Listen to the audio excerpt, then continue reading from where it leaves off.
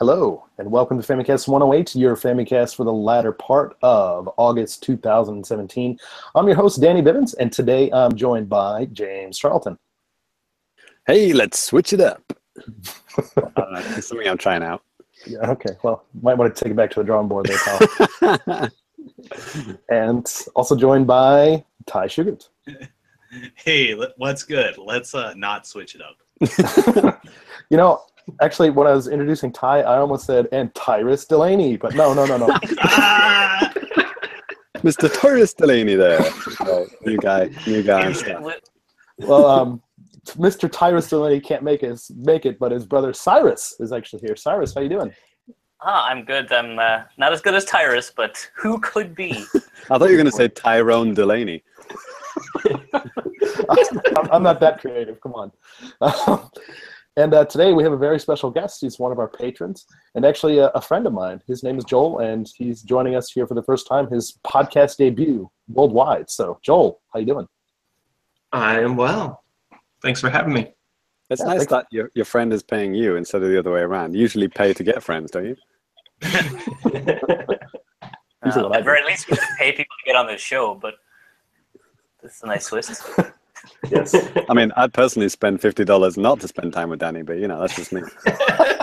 You're not alone in that, that's for sure. Joel actually has to leave a little bit early today, so the layout's going to be a little bit different than usual. So actually, Joel, how about you just kind of go ahead and give us a little bit of maybe some gaming history from you, like what you... Yeah. When did video games start, Joel?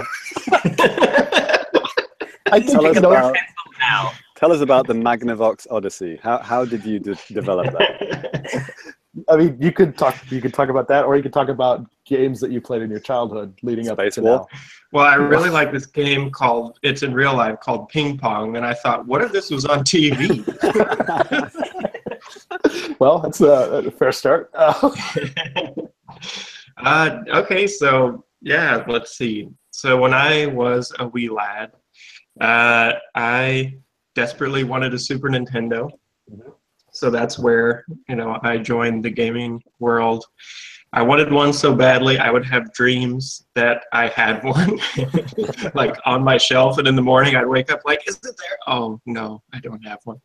Then we got a Super Nintendo, and it was like heaven on earth. So my first games were, let's see, Super Mario All-Stars, Super Mario Kart, and then I just branched out from there. I played some, let's see, I loved the GameCube and the Wii.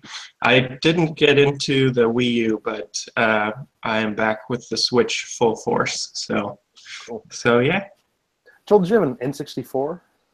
Oh yes, sorry, I skipped that. Yeah, loved me some GoldenEye. Yeah. Danny can never let those kind of things pass. Is like, no. That's true. That's true. He was watching. Yeah. The next question will be: do you have a 64 DD drive? No, he doesn't. No one does, Danny. Didn't get a Laserdisc either. Oh, damn shame. So like I said, I've known Joel for a pretty long time, but Joel, I think I know the answer to this, but maybe people out there don't. How did you come to listen to the Famicast? Well, basically because I've known you forever, and I was interested in what you were doing over there in Japan. So I checked it out, and I had to first learn about technology, like podcasts, and then I figured out how to finally follow and listen to it, and it's been pretty sweet. Cool. I started listening to you guys like 3 or 4 episodes before you made the big change to your own website and everything. So yeah, it's been a lot of fun. I do some driving, so it's cool to listen to you guys in the car. Yeah. Cool. So I know you got a Switch. Was it a stressful type of a thing, or how did you go about getting your Switch? I know James has a story for us. Well, he had a story, but yeah. Oh, yeah. Yes, I haven't heard it yet. Mine wasn't too difficult. I pre-ordered it, and I went to the opening night and stayed in my car, and then went in at the very end and picked it up. Okay. Kind of similar to mine. Yeah, similar story to me, mate. Yeah, James too. Blood coming out his nose. Stay tuned for that. Yes. Cool. All right. Well, Joel, thanks a lot for that, man. And since we know that you don't have a lot of time, Joel actually has a special segment for us today, and I can introduce it, Joel, if you want. If you want to just pose a question right now, and we can just all go for it. Oh, sure, I guess. So I had just wanted to know what your guys' top 3 superhero / comic book inspired video games were, and then also what your dream game would be in this same genre. Okay. Nice. That's a good topic. I like it. Thanks. Well, I think my answers will shock you. Yeah, 9 out of 10 doctors will hate him after this. Yeah, well, I was just telling Joe before the episode went live. Like, when I initially read his question, I was a bit worried because I only had I could only think of really recent games. But then when I thought back, I was like, no, wait, there were loads of comic book games, especially in the 16-bit era, that I really liked. So yeah, it was good to reminisce and think about games that I enjoyed. So yeah, looking forward to sharing. Cool. Cyrus, you look like a man that has some answers. I have some answers. This is true. Yeah, this is kind of the same as James. Like, as soon as I read it, I'm like, oh, there are other games except Marvel vs. Capcom. And I had to really think about it. There's a long history of comic book games, but definitely on my top 3, that Marvel vs. Capcom 3 is probably up there.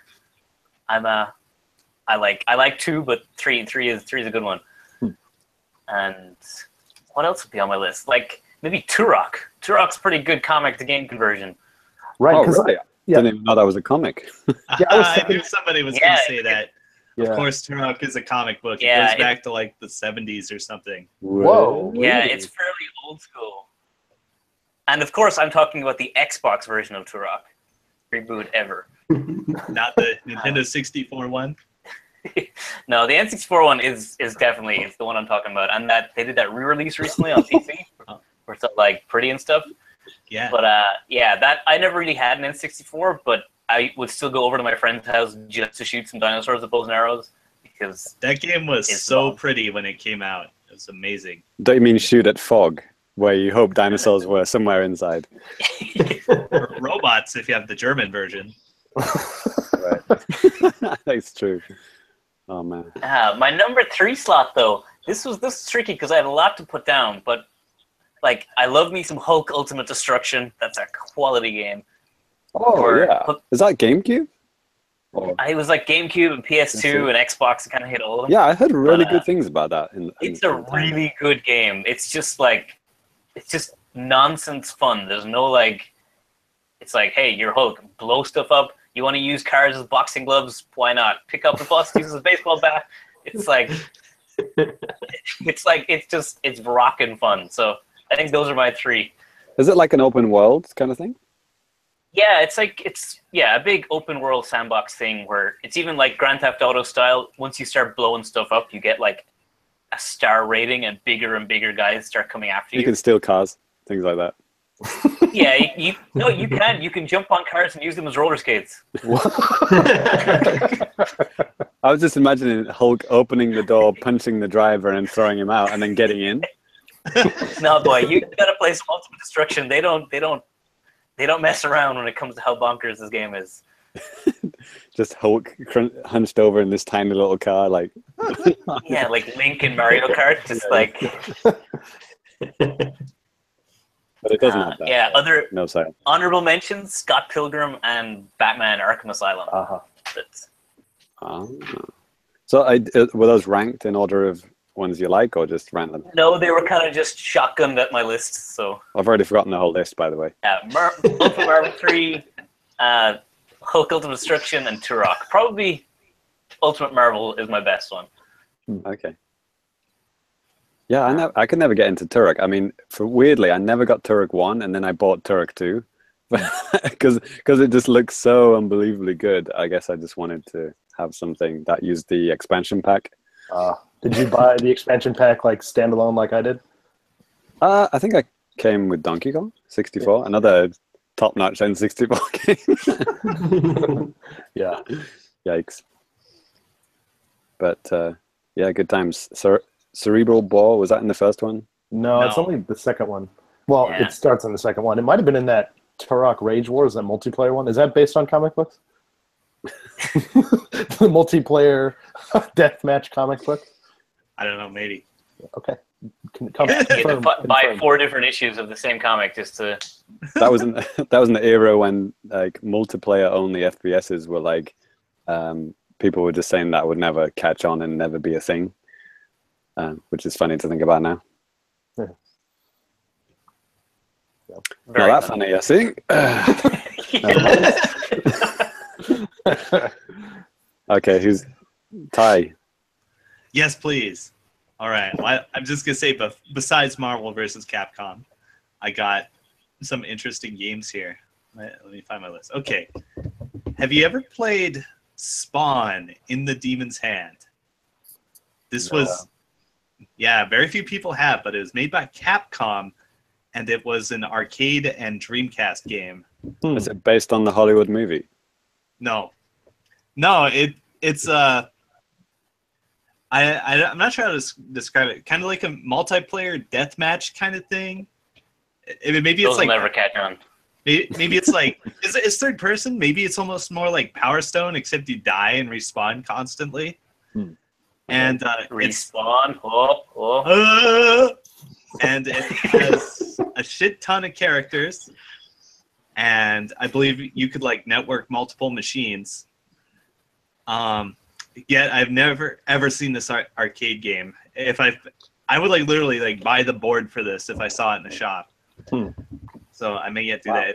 It ran on Naomi hardware, so you know, there's a lot of those machines out there.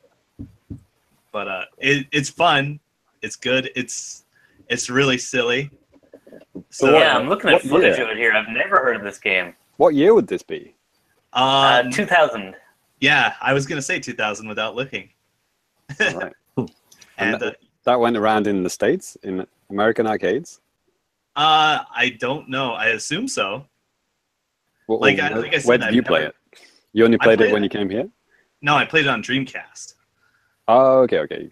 Right. That was the only home version. And it's the exact same hardware as the arcade. Right. Naomi, basically the Dreamcast is that arcade. And that had online as well, right? Probably. I don't think this game had online play. Okay, home version didn't. Right. All right. I believe it did have split screen, the home version. So I definitely played 2-player, I think. Hopefully I'm not totally tripping out because it's been a while. But this game's pretty amazing. Played it. No, I have played it. It's just been many, many years. Okay. I like how you can barely remember this quote-unquote favorite comic book game. Well, it's awesome. Like, I wanted some original answers here, like nobody else would have. And this game, like, I'm feeling the urge to play it again. You can play as a lot of different characters from the comic book, and they all have different abilities. Like very different abilities. They play completely different from each other. Like all those well-known Spawn characters, like I think it had medieval Spawn. I think it had the cops. What were their names? Twitch and Sam. Yeah, so like Sam, yes, right, that character. Classic. Right. Please believe All me, I know this game is Spawn awesome. and the Violator. Violator is a great name. Oh yeah, Violator's in there for sure. Like if you just play single player, it just throws you right into the game and it says destroy the mafia, and then like there's like a 2-minute timer. It goes down and you're like, whoa. In 2 minutes? Wow. Yeah, it's very much an instant gratification game. So get on that. Just like burn a CD right now. Okay. You can play it on your Dreamcast. Next. Maximum Carnage for Super Nintendo. Right on. That's a good one. Yeah, you know, a lot of people hate this game, but I love it. And if you ever want to know like what my exact favorite level of difficulty is, it's this game. Okay. Which is really hard. All right. Yeah, I remember that was in like full spread advertisements in magazines back in the day. Yeah, and there's a really fancy TV ad.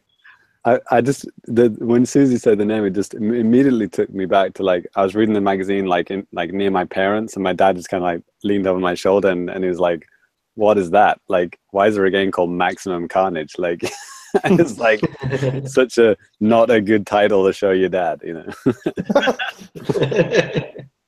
Because you know, to kids, it's just like it's a cool name, but then you know, as an adult, it's like, what the fuck does that mean? Right. Yeah.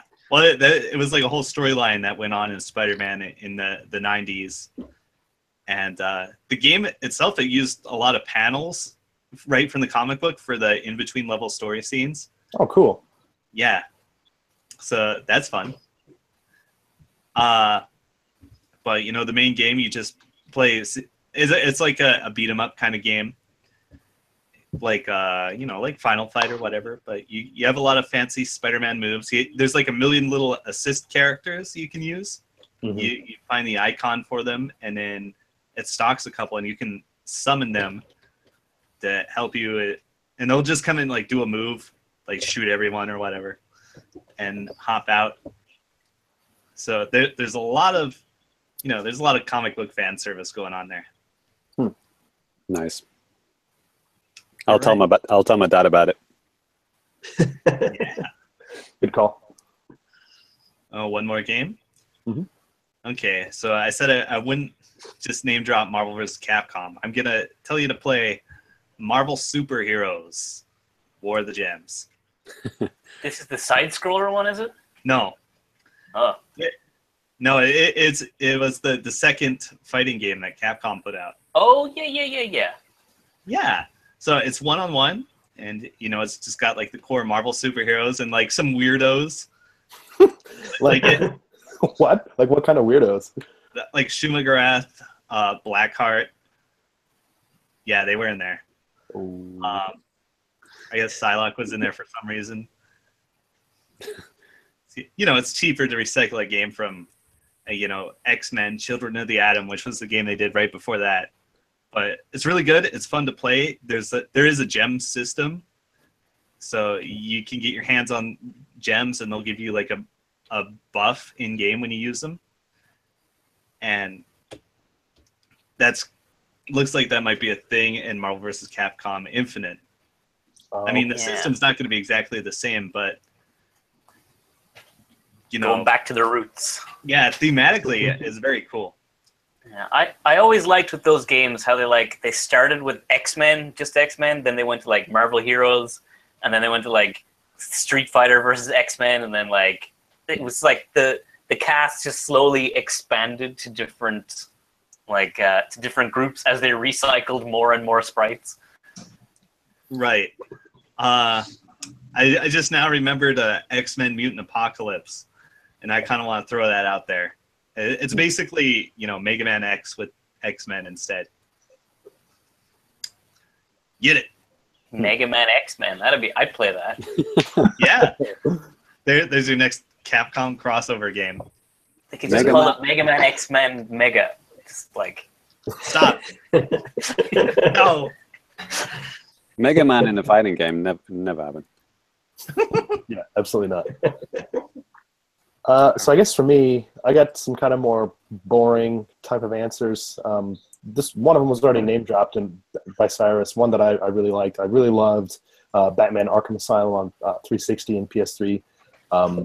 You know, I played Arkham City. I never played Arkham Origins, but Arkham City was fine. I just felt like Asylum just seemed kind of like more like a complete game. What about Arkham Knight, the newest one? I haven't even played that either. I suck. I tried to play it on Steam on my PC. It crashed at like the boot screen. I have not been able to play it. Oh, okay. Good times. Yeah. Was that around? Was that before they fixed it, or did they ever fix it? It has never worked on my PC, and I bought it through like Green Man Gaming or something, so I can't get a refund. Oh, fun. Yeah, but no, I mean, just the combat in those games it's freaking fantastic. I mean, sometimes it can be a little bit glitchy, maybe probably considering like how big the world and stuff would be, but yeah, I mean, overall it's fantastic, and you really feel like a badass. You really feel kind of like Batman, just beating the crap out of people. Other than that, the two other games that I have, because I was really thinking about this, I know of like all these games that you guys have been mentioning, like Super Nintendo, 16-bit era type of stuff, and these are just things that like I never played back in the day. Like I was never like super into comic books, like the traditional type of stuff like Marvel or DC or anything. But I'm pretty sure this counts. Ninja Turtles, right? It was yeah. I wanted to ask that. Mhm. Does Ninja Turtles count? Yeah. Yeah. Okay. Well, that's good, because two of my favorite games on the NES, that being Teenage Mutant Ninja Turtles 2, the arcade game, based on the arcade version on the NES, and then Teenage Mutant Ninja Turtles 3, the Manhattan Project. Why not just say the arcade version? Okay, I never played the arcade, like the honest-to-God arcade version. Weak. Yeah. And like I got it on Xbox Live Arcade or whatever, or not Live Arcade. You know what I mean? The thing, the store. Yeah. Years ago, like I don't know, something about the jumping just seemed a little bit weird to me, like the jump kicks. Wow. I don't know. You seem a little bit weird to me. But yeah, I mean, I liked Turtles 3 better than I liked Turtles 2. I think mainly because I think there were just like kind of more fun characters in there, like that matched like the action figures and stuff that I had back in the day. So that was kind of fun. I mean, Turtles 2 was also like a bit more difficult, so I did end up beating it even as a kid, but it took a while. But yeah, that'd be my 3. Those games are rough. Yeah, it can be. Turtles 3 is pretty easy, and then you could always put in like the code, like the the Konami code, and get like as many continues as you need or something like that too. So Nice. I got a quick story if I could jump in here. yeah. So, Danny, what do you remember well, there's probably several, but the Super NES Ninja Turtles game where it had like a map and you could like then go to each level and go, I don't remember which Turtles game it was. Tournament Fighters? Spoilers. It was a side scroller, I think. But It wasn't Turtles in Time, maybe? it might have been that. So anyway, just Manhattan to cut the Project? story. So That's 3. oh. Sorry, go ahead, Yeah, Bill. I don't know. But so my mom was kind of protective of me and like wanting me not to see any violence, I guess. So I was over at Danny's house. We were next door neighbors, and you guys were playing. You and your brother Steve were playing Ninja Turtles, and then like you're like, "Hey, you want to try?" And I'm like, "Yeah." And I started playing, and Steve asked me like, "Joel, does your mom want you to play this?" And I specifically remember just not answering so that I could just keep playing. Awkward silence. ... Oh man, yeah. Good times. And there were several other instances like that too. I think maybe we showed you Doom one time on the Super Nintendo. It's like, Joel, is this okay, man? I love how Danny's the bad influence. Yeah. Like, Joel's parents are worried about him seeing violence. Danny's like, "Fuck yeah, look at this shit, man." In my defense, Doom wasn't even my game. It was another friend's game, so it's totally fine. Pass the I ball. was just holding it for someone, I swear. Yeah. It's just in my system. I didn't even turn it on. That's Mortal- some pretty Mortal good Kombat grade was school rules lawyering right there. You don't like Doom, right? You're more of a Mortal Kombat guy. Totally kid safe. Yeah, absolutely. Okay, so for me, Ty spoilt one of mine actually, which is Turtles Tournament Fighters. This is This is one of like a handful of fighting games I had for my SNES, and I freaking loved it. Because I wasn't like the biggest Turtles fan, but like this game was legit good. I mean, I had Street Fighter 2 Turbo as well. It's not like I chose this over Street Fighter or anything, but I thought it was like as good as a Street Fighter game, in my opinion. And I had a bunch of characters in that no one's ever heard of, I'd never heard of, but didn't matter. It was fun to play, and Like the story mode was cool. I thought the story mode was like better than the Street Fighter game. Like it had like, you know, it played like a episode of the cartoon kind of thing. So yeah, TROLLS Tournament. Actually, I think now I think about it, all my games are SNES games. Yeah. The next one is Batman Returns. Oh, okay. I played that. Oh, I was thinking this, but I didn't say it. Yeah, But- Batman Returns is this. Well, yeah. I mean, this has been said like what 6 times now in this this little thing that we're doing here. It's a side-scrolling beat 'em up game. Well, I guess a lot of games were, you know, licensed games or like comic book games. Pretty much all they could think of was like, okay, what kind of situation can we put these superheroes in? Scroll across to the right and punch people in the face. Works for me. Yeah, absolutely. Yeah. Well, But it's like- one of the better ones. It is. It's not. I mean, and this was like when licensed games were actually, you know, mostly good. I mean, I think the SNES game, the SNES in general, had a lot of good licensed games, but this is like definitely one of the best. And like, do you remember the bit in Batman Returns, the movie, where there's like a thug with like a taser to this girl's neck, and he says like, you know, one more step forward and I'll kill her or something like that. And Batman kind of like fires his grappling hook at him, and like it goes near his head, and then the thug goes like, "You missed," and then Batman just kind of pulls it, and like the wall comes out and hits him in the back of the head. You can legit do that in the game. Like I think it's in like the first level or second level or something. It's like you can just I think it's the end of the first level. I think now I think about it, and you can just like fire your grappling hook, smack the guy in the face. It's amazing. There's this weird thing, like I think you can use like a super move, like where you can kind of like swing on your grappling hook and like kick people in the face for massive damage. But I think it actually takes energy off you, so you can't like just spam it. Huh. Okay. It's like one of those things, like, you know, where it kind of limits your. That's the only way they could think to limit it, I guess. But yeah, like you got like batarangs, everything, and it's really cool. And the graphics are really, really good, and definitely captures the vibe of the Tim Burton movie. And my most favoritist comic book game, and one of my maybe top 20 SNES games actually, is another Batman game. It's called The Adventures of Batman and Robin, and this is based on the animated series. Oh, okay. Yeah. Now, this game is freaking amazing, and everyone should know about this, and everyone should play this game. I mean, if you ever watch the animated series, which is a great TV show, but like this game freaking nailed every single part of it, like the atmosphere, the music, the graphics, everything. It was just so spot on, and it was like, it was just like genuinely a good Batman game, but also like just so well designed. Like you had like, I mean, I think it had a driving section to it, and it had some like really cool like mode 7 moments where you're fighting the Joker on like a roller coaster. Oh, And wow. the camera would just like pan round, and like you'd be like a side, like from behind the roller coaster, and then it would like pan round to the other way, and you'd be like from the side. It was an amazing effect at the time. It was like legitimately amazing, and because the SNES had amazing sound chip, right? And the music was just like exactly from the movie, you know, that like music was like really, really cool. Are you aware all 3 of your games are made by Konami? That may or may not have occurred to me just now. Yeah, all 3 games have got amazing music. They might have the same composer. Probably, yeah.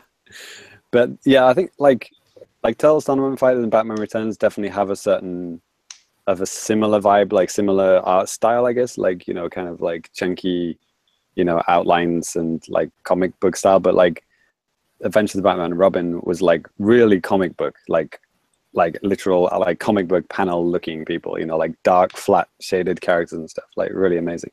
Right. And had like all the weapons, and yeah, just like some of the stages. I mean, if you've never heard or played this game, just like look at a let's play of it, or at least, you know, it's legitimately an amazing game. I'm watching it now. Wow, yeah, this looks pretty intense. I'm watching the roller coaster fight right now. Yeah. So that's It's legit amazing. I don't know if it's available on any like like XBLA or anything like that. Because I don't know if this was like a SNES exclusive, or maybe it was at first, but then later came to other stuff. I don't know. Yeah, I don't know if the Genesis could do all that crazy scaling stuff. No way, man. Yeah. And Yeah, James, I played that game like when I was little because I borrowed it from a friend, and like basically ever since then I've been like, what was the name of that game? And then like just a few years ago I realized like, duh, it was from the show. So yeah, but it's still like a good like $50 to pick up the cartridge. Oh, really? Yeah, I think There you it's good games are good games forever. Yeah, That's this right. game's animation is really slick. I'm looking at it here too. Yep. Like, yeah, that wouldn't look out of place on like, you know, like a PlayStation 1 or something like that. Like, it's amazing. All right. So, Joel, I guess it's up to you, man, to finish this up. Oh, all right. So let's see. I'll go 3, 2, 1 here. Number 3 is GameCube. I got the game here to show you. Oh, X-Men nice. Legends. Yeah, I love this game. It was so much fun. Just being picking the different characters, going through and just fighting baddies. Pretty cool. And the if you've ever played, well, maybe you've played that, but Ultimate Alliance is like based on that kind of gameplay. Okay. So it's Yeah, like Ultimate Alliance narrowly didn't make it onto my list. Oh yeah. again, that's a side scroller, but like a 3D side scroller, I guess, or what would you call it? Yeah, kind of like Brawler? 3D map. Like yeah. Mm-hmm. Brawler, do we call those? Yeah, Brawler, beat 'em up. Yeah. Mm-hmm. Nice. Yeah, that one's pretty sweet. And then my number 2, I love this game because I read the comics Ultimate Spider-Man on the GameCube. And yeah, this one was like beautiful art. I think it's called cell shading, I think was the kind of the style. Yeah. Yeah, I had that game and absolutely loved it, except it's so short. I accidentally completed it in one sitting. Like I was playing, I was like, oh man, this game is good. And I was like playing it for about 4 hours and I'm like, oh man, story's really picking up now. And then it's like credits. I'm like, what? Oh. What were you going to say, Ty? Oh, yeah, I played that too. And it also is one of my favorite box arts ever. Put that box back up again. Oh. Yeah. Oops, Yeah. there. Godlike.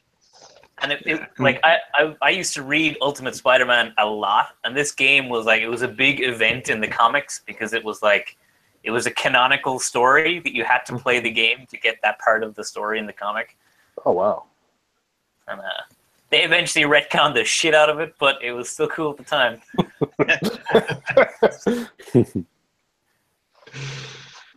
So yeah, I loved just the feeling of playing that. Like if you've played this or any of the Spider-Man games, you can just go up to the top of the building and just jump off and then swing. It just felt like so free. It's pretty Wait, cool. was that the one where you could like grab civilians and give them a pile driver? I can't remember.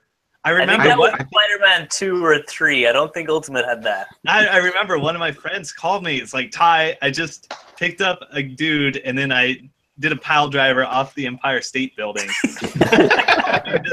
just to tell me that. And I'm like, and I'm glad he did. Was the guy okay? Oh yeah, he was fine. He did.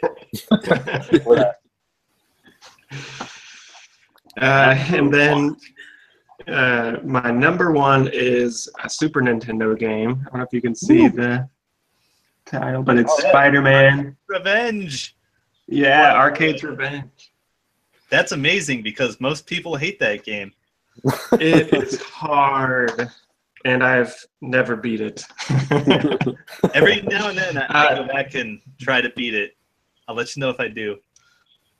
Yeah, I'm glad it's hard for everybody because I thought I was just terrible. But oh man, it's the funny story about it is like I played this for I would guess years and didn't realize like after you beat the intro level you can hit select and change to a different character like Wolverine or Cyclops or who else I forget. Storm, Gambit. Storm, Gambit, yeah. Superman, Batman, they're all there.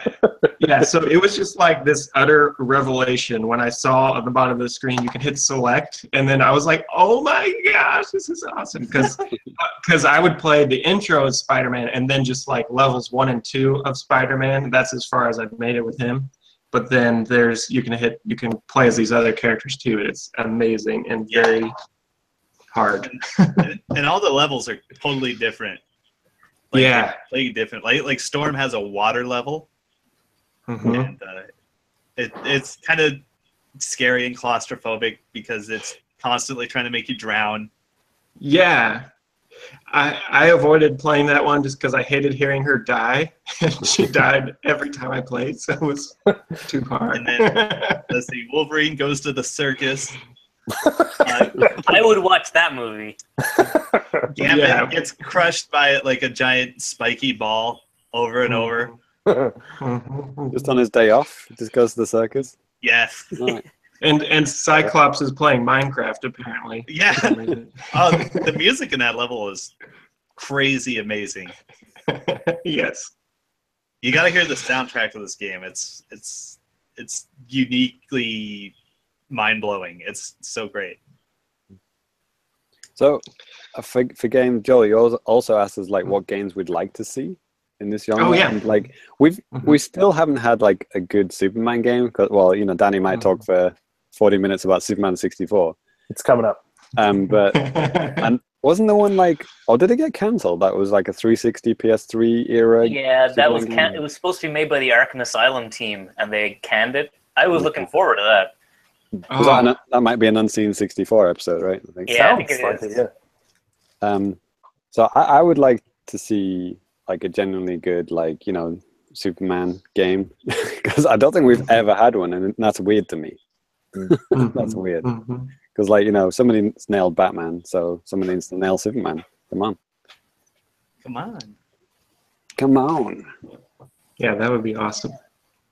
Yeah, No. I was thinking along the lines of 300, that when the movie came out and it's based on the graphic novel, they only made like one game and it was on the PSP only. And I was like, okay, that's stupid.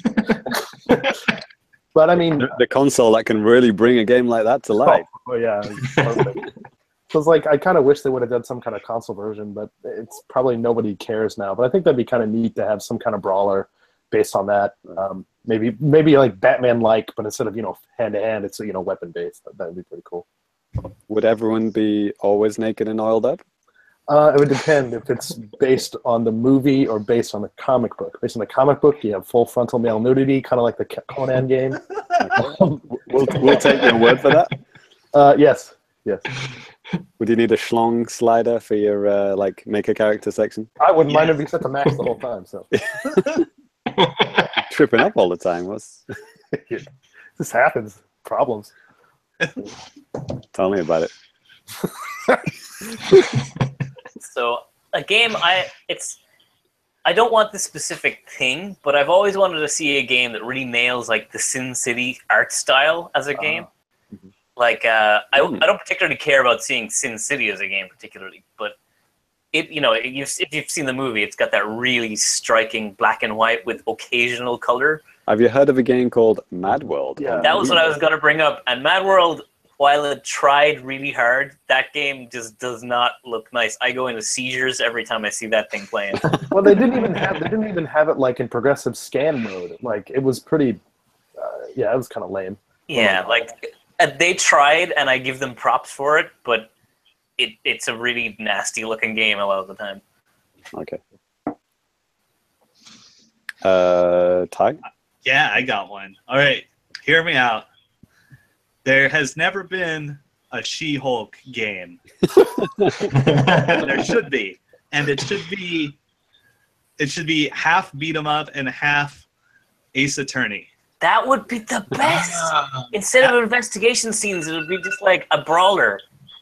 Actually, make a third of it a dating sim, and then let's go. Amazing. No, you play as She-Hulk, and you have to date dude superheroes, and they're all terrible. Right? This game would be written as a comedy. I think it goes without saying. Much like the second volume of the comic book, it's so fucking funny. Yeah, it is. I used to read that too. Yeah, you know what I'm talking about. That's like one of the funniest comic books ever made. So there you go. That's a perfect video game. It's your $1 million idea. Capcom, like, get on that while you got the license. Joel, I know you have to go soon. So do you have one, or you have no, I'll say real quick. I was getting so excited when you mentioned Adventures of Batman and Robin. I love that game, and so my hope would be that they would make it now on like the modern systems in like this open world, maybe kind of like Arkham, but I think it would be cool if they made it like some kind of serious detective type of a game for Batman being a detective. And I don't know. I think that would be cool if they did the, again, the music and the same art style as the show. Awesome. Animated Batman animated series. Yeah, that would be so fun. Would you want it in 3D or keep it in 2D? Or? Oh, I think 3D would be cool if they could get that, get that right. That'd be awesome.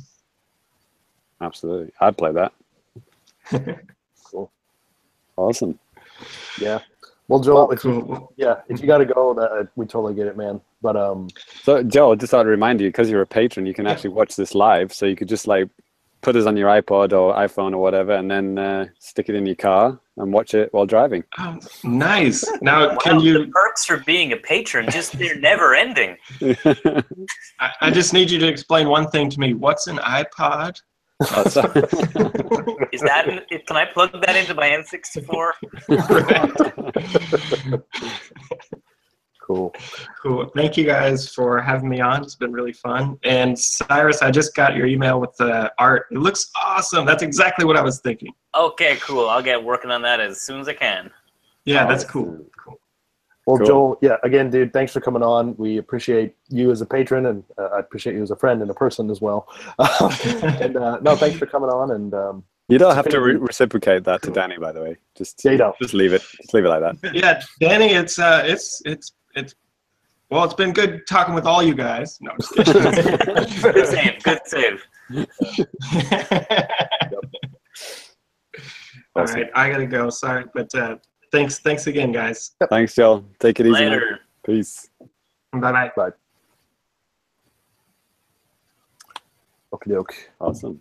Well, we've really we switched it up this episode, haven't we? Yeah. Absolutely. I'm trying to make that happen. It's going to be the episode title, whether you like it or not. Oh, God. Well, I'll tell you what. Let's just go ahead and kind of rewind and no, not switch it up. But yes. You see, I've got it in your mind now. Let's go back. We'll be doing this next. Let's go back to new business. And James, would you like to get us started? Well, yes. People have been waiting on tenterhooks to find out how the frick did I get a Switch in a country where literally the Switches do not exist for anyone. Well, if you remember, the past two episodes before this one, 107, 106, I've been talking about me trying to find one. And the reason was because, basically this month, the month of August, I knew that I was going to be super busy, and not only super busy, but traveling quite far. So my target was to get one before that happened, basically. So there's this block, 2-week block where I'm just going to be working. Well, I've just finished it. Where I'm going to be working every single day, and it's going to be 2 hours away. So I'm going to 2-hour commute there, 2-hour commute back, and it's okay, whenever am I going to have the time, to play 4 hours of video games every day? I never get to play that much video games. So it's okay, I've got to get a Switch before then. And yeah, as you heard in those two episodes, to no avail. And yeah, literally picked the worst time to be hunting for a Switch. And Cyrus has looked for one for me on several occasions, to no avail. Various other people. And it just got to this point where it's just okay, not only am wasting my time, but I'm wasting all my friends' times. I'm asking my wife to go out, in the middle of freaking baking heat, like to like do lotteries for me. It's like, okay, this is fucking ridiculous. Okay. But so about 2 weeks ago, I started this teaching program that I've been doing, and one of my coworkers said to me like, "Oh, like my friend got a Switch from Amazon Germany," and I was like, "Okay, like Amazon Germany's got Switches, all right." Because I checked Amazon UK and they're all sold out. And I was like, okay, that's weird. So like, Amazon Germany has it, Amazon UK doesn't. Checked it. And it did deliver to Japan as well, which was cool. And so I made an Amazon.de account and added it to the basket. Yeah, no problem. It was like, they didn't have Splatoon ones, but they had, regular, I wanted the blue and orange one. I was like, okay, added it. Yep, no problem.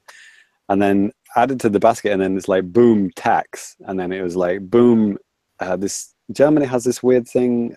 Man, back when I was doing like eBay a lot, I remember there was always this weird thing about delivering to people from Germany. Like they're really strict with the kind of like postal regulations and like stuff. And anyway, it was going to be like an extra, maybe 30 euros for this, like, I don't know what they call it, but let's call it German postal tax, whatever it is. If someone's from Germany is listening and they know what it is, then, tell us. But, and then, so it's like shipping and that, and then it's like, okay. And I calculated it back into yen, and I was like, okay, it's now got to like 48,000 yen. I'm like, okay, this is not only is it's not even like the same as the scalper price in Japan. So I'm like, okay, that's not going to work out. So I thought, but it got me on a train of thought. I was like, okay, I'm going to try other European Amazons. I tried them all. None of them delivered to Japan. It was weird. It's only UK and Germany that do that. Other countries didn't do it. So I was like, okay, this is a dead end. Amazon America is all sold out, as you would probably imagine. You can't get them. Scalpers are charging, a lot of money, upwards of like, 50,000 yen, worth. So I'm like, okay, this is ridiculous. Then I found this thing which kind of refreshes all the Amazon pages for you automatically and sends you an email immediately when it's available. Yeah, that's how all of the people who... All the scalpers use that, don't they? Yeah. Oh, man, I forgot what it was called now. Does anyone know what that website's called? No, I used to use it for Disney Infinity stuff. I can't remember. Hold on, I've got it here. It's called nowinstock.net. Is that the one you're talking about, Cyrus? No, I had like an app that I installed, and it kept track of like price fluctuations and everything. Okay, so now in stock, and then so I signed up for that, and yeah, weeks went by, and I didn't get a single email. I was like, okay, and then I got one day, and it was already sold out by the time I clicked on it. It was like, okay, this is fucking ridiculous. So I'm wasting my time. I've already started working, this place that's far away. I need my fucking Switch now. I was like, okay. So I went to Amazon JP. I knew there were a lot of scalpers on there. And I checked it, and it was like 43,000 plus tax. So it was like basically 44,000 yen, which is like way cheaper than, like, for example, even in the UK, there was some, let's say my dad is actually coming to Japan, quite soon. And I was thinking, okay, if ask my dad to get it and then bring it over. I was like, and then I calculated, no, that's going to be like 47,000 yen. That doesn't work out either. So it's actually cheaper to pay a scalper in Japan than it is to buy it, legit from another country. Just because, the way the yen is at the moment, it's like every other country, you just basically, you're getting screwed. So it's best to just buy it in the currency that my salary's in, it's in the country that I live in. It's going to come in a couple of days, And ironically, the 44,000 yen that I paid the scalper is the cheapest way to get a Switch, just to legit get a Switch in the world. So yeah, I tried every single avenue, and that was the only way.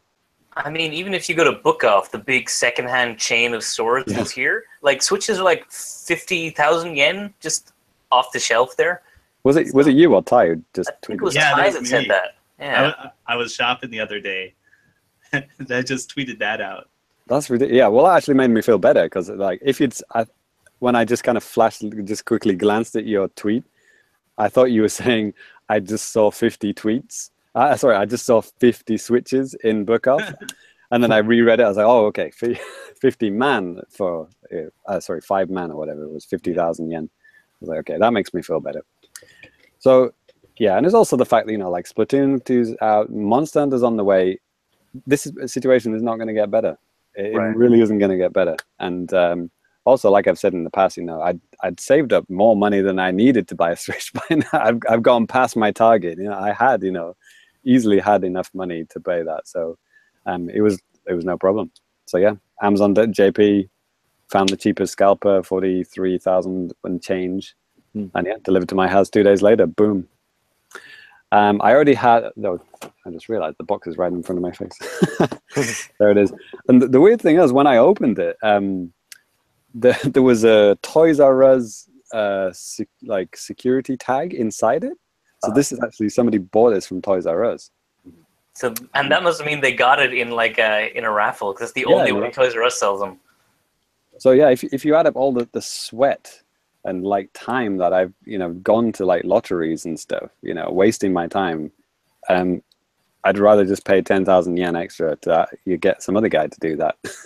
So that's what basically that's how I'm kind of selling it to myself, you know, so I don't feel too annoyed about paying more, you know. No, I'm with you, man. Like when it comes to stuff like that, I would have done the same thing long before. I mean, you would have been through a lot of trouble. I would have just said, fuck it.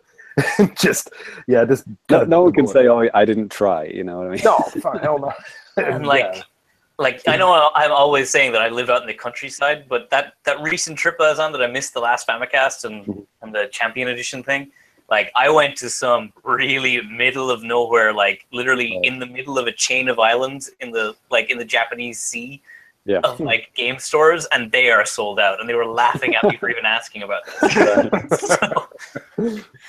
Yeah, I went to a couple of out of town places. You know, I was like, you know, doing like family trips out, and you know, and I would just like nip into the little local Gayo. That's not a gay bar, by the way. Gayo is GEO. It's we would say Geo, but it's actually pronounced Gayo. Anyway, yeah, they again laugh in the face. So yeah, I currently have 2 games. I have Zelda Breath of the Wild, which I got months ago. That's a game card. And this will probably be the only game card game I buy. And the other game I got was ARMS, which I got this download card for. Just because... Pretty cool looking card.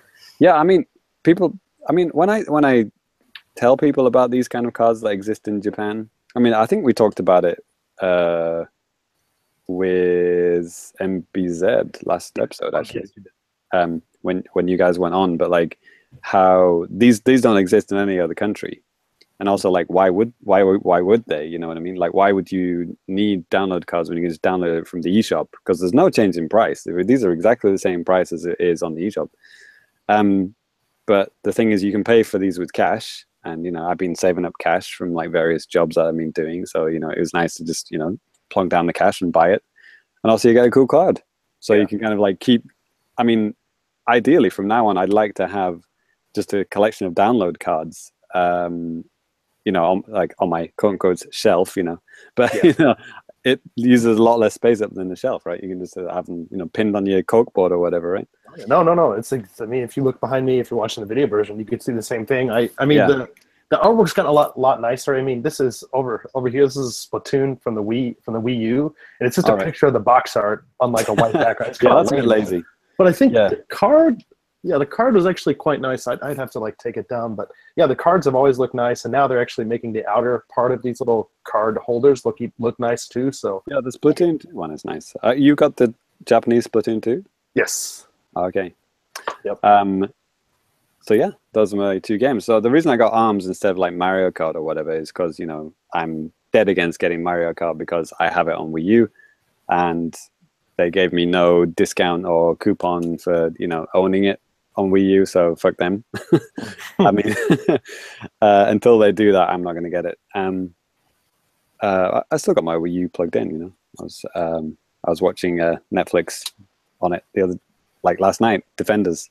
It's a great Netflix machine. I'm probably going to keep it hooked up for a good long while. So I got this because I wanted a multiplayer game to play with my son.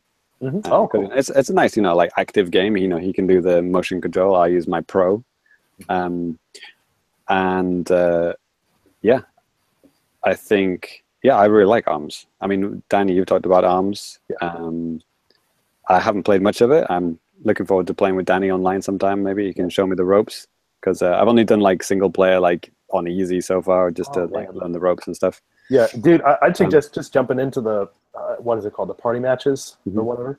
Like it's online. It's kind of just you're with a bunch of random people. It's not ranked mode, which can be, we've talked about before, kind of bullshit, but challenging in its own right. But at any rate, it's fun. It's kind of hard when they put you in like a a free for all type of battle. It's kind of you get to kind of randomize modes in that, do you? Okay, nice. But yeah, it's cool because like, I mean, I'm having really no problems using the Pro. Like, I mean, Danny, you said in your review, right? Like, you use the Pro mainly, and I was trying to get my head around how it would work. But like, yeah, like after like literally playing it for 5 minutes, I'm like, why is this a motion control game? Like I just completely forgotten this was even advertised as a motion control game, because like you really don't need it. It's kind of ridiculous. It feels really good, and yeah, I mean, I haven't played it much, but my son was playing it today, and he really likes it. He's like, giving it full whack with the motion controls and stuff. Whoa, son, better get that strap on first, please, before the controller goes through the TV. Yeah. But he likes it, and do you know what character he chose? What character he's been choosing? Twintel. I figured your son sounds like a top tier whore. It's amazing. I just kind of like, quietly asked him, I was like, why do you like that character? And it's just like, because she's strong, and she can beat people up and stuff like easily. And I was like, okay, is there anything else? Any other reasons why you like her? And he's like, we need to have a talk, son. he just said, oh yeah, she's cute. So I thought that was really cute. So he didn't say she's got a lovely ass or anything. I mean, those are the reasons why I like Master Mummy. All of these things. It's a bit funny, like going in from like, what is this version 1.3 or whatever? Like a lot of updates have happened. Like the boss character's now playable and stuff like that. I'm skipping ahead to all of that. So it's nice to be able to play, a game that's been, adjusted and updated, and the training mode is now on the front screen. Apparently, that wasn't like that before. Yeah, no. So lots of really good changes that they made just in terms. Yeah, I went through all the training. Actually, Ty, I just finished listening to your Champion Edition, Famicast Champion Edition, and you guys were talking about training modes, weren't you? Yeah. And so like using the scale from like what you guys were saying, I guess ARMS doesn't have the best training mode, because like it does have it's not the worst, like the ones that I heard you talking about, some really bad ones, but like it's not, I wouldn't put it along among the worst, but it's definitely not one of the best, because like it does lay out all the moves that you need to learn, but like it doesn't like train it doesn't like show you what to do and then make you do it until whatever, and then like completely make you learn it kind of thing. It's just kind of like, you do it once and then it ends kind of thing. So it's all right, but it's not like, I think it could be better, I guess. But yeah, I learned a few things from it that I didn't know about, so it was good. It was good to do that first. And we don't want to talk about Zelda again, do we? Maybe just some off the cuff impressions, I guess. I mean, we've talked about it quite a bit. I think everyone has, but yeah, you've earned this, James. Yeah. I mean, this is the game I've been mostly playing, obviously. Like, literally like 2 or 3 hours a day on the train. I never thought I'd be playing this on the train. I think I was really trying to be like, okay, ARMS is going to be my train game, and then I'll play Zelda when I come home, because I need to play Zelda on a big screen. But it was like that worked for like one day, and it was like, I need my Zelda, man. It's like it's right there on my system. It's like, how can I not play it? I'm just like thinking about it all the time. So yeah, I played a good lot on the train, and it's it's amazing how it works. Because like initially I was a bit kind of like, when I holding the Joy-Cons and like moving around and stuff, I was like, okay, I don't think this is gonna work. These feel a bit small. I don't think, especially because I've got the Pro at home, and it's like, okay, am I going to be able to get used to this? But like, it really doesn't matter. Like when you're on the train, you just get used to it, because it's like, that's what I've got. I'm holding it in my hand, and I don't know. With the system itself, it kind of balances out a bit more, I guess, because you've got a big thing to kind of hold on to. That's what you said. But like, yeah, like, oh man, I'm onto the second Divine Beast.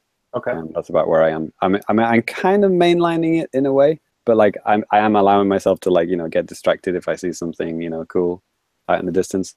But like, I do like how it gives you all the basics, like powers that you need right up front, and like all the puzzles are based around that, and like the shrine puzzles and stuff. Like it is clever, because like you have everything you need. You know, there's never any situation where like, oh, I need to like go and get the boomerang or something like that, you know, like it would be in old Zelda games. It's like, no, you have everything you need, just figure it out.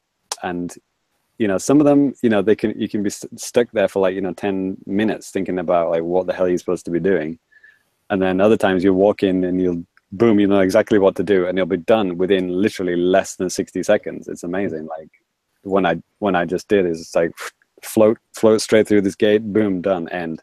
I was like, wow, shit, that was incredibly easy. But then other ones would last you a lot longer than that.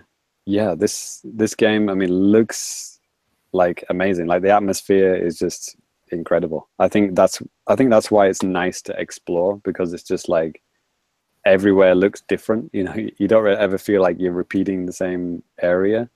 Like even though the areas are so vast, but like there's so much variation in it, and there's always something like on the horizon to head to, or to look at, or like something to come across. It's like so much variety. It's like I now know why this game was delayed, you know, 3 times or whatever. It's like, it's just like so much is being put into it. It's incredible. I'm not ready to say, you know, it's my favorite game ever, but like I could definitely see it creeping up there, you know, even in the short time that I've put into it, you know. It's a special game for sure.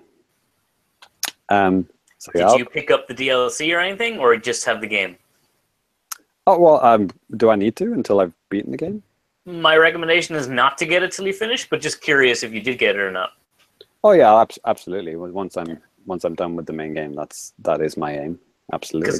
Because the DLC just kind of plugs in on top of what you have. Like everything is accessible wherever. But yeah, I definitely recommend anyone listening, don't get the DLC until you finish the game. Are you saying it like you did that or something? I did that and I regret it. Okay, right. Well, Danny did that before he even bought the game. No. I did actually buy it here within the past month, but I only played just a little bit. So that's right. And yeah, this game is fucking hard. I mean, like I mean, you've all said it on the podcast. I mean, individually, each one of you probably already said it, but like, yeah, like I don't think I've died this much on us. I mean, I died probably in the first, you know, whatever, the first 5 hours of this game more than any other Zelda game combined, for sure. Like, I've never died on like a boss more than like once or twice. You know, you once or twice on a Zelda boss, you know the pattern, you know what to do, you can beat it. You know, so this one, like the one that I just beat, like the man, I don't want to spoil it because like, but you know what I mean. One of the Divine Beast like bosses, it was just like one hit kill. I was like, one hit kill, like which area? Which of the Divine Beasts? Like which animal? It's the elephant. Like that was my first one. Yeah, okay. Like the boss at the end of that one with the big spear. It's like walk into the room, just like straight through the heart, dead. I'm like, okay. What exactly did I do wrong there? Let me just try that again. Walk through the door. So if I lock onto him and dead. Okay, so I need to be a little bit faster in my reactions here. You know, literally like seven deaths later, you know, I'm like cowering behind this like pillar, trying to like so he can't see me. It's like, how am I gonna kill this guy? How am I gonna kill this guy? No, I remember having problems with that asshole too. Yeah. Yeah. Once you know his weakness, it's like, oh, okay, you know, it wasn't too hard, but the initial, you know, whatever 15, 20 minutes of being, you know, insta killed, you start to get a bit down. You're like, holy shit, am I supposed to be here? Am I supposed to have something, you know? But no, it's you do have everything you need to beat it. So it's funny, amazing. like when I did Zelda, because as soon as they gave me full access to the world, I just like went off in a random direction and never came back. And like, right. and like, so by the time I did circle around with the Divine Beasts, I was really good at the game. So they were super easy at that point. Right. And a regret is I wish I hadn't done that. I wish I had gone for the Divine Beasts a bit earlier than I did. To have the challenge like I had kind of thing. Yeah, because they are unique. There's challenges in there you will never see anywhere else in the game, but you kind of figure out how the game works after a while, and you say, "Oh, I know what I'm supposed to do here." Well, if you're one hit killing the bosses, it's less fun. Well, even then, yeah. But did I have any good weapons? Because you lose your weapons all the fucking time in this game, so it's not like I had some god killer weapon. It was just like whatever I found lying around. Yeah, that's the one thing I've learned from listening to various other people about the game is that, you know, if your weapons break or whatever, you lose your weapons, either just move on, just keep going. You're going to get more. And that's what I've been doing, you know. It's like something breaks, fuck it, just leave it, go, get something else. And it's true, you know, within, 10 minutes, you're going to have a better weapon. So it doesn't matter. So, yeah. Awesome games. Both of these games are good. And looking forward to playing more, both. And finally got a Switch, man. Omedetou gozaimasu. Thank you. Cool. All right. Well, Ty, do you want to carry on the new business torch there? Yeah. No, but I will. Okay. All right. As you may have seen in the show notes, I've written indie trash. Well, okay, at least one of these games is good. Like, okay, it's just one of the bundles of indie games I got somewhere along the line.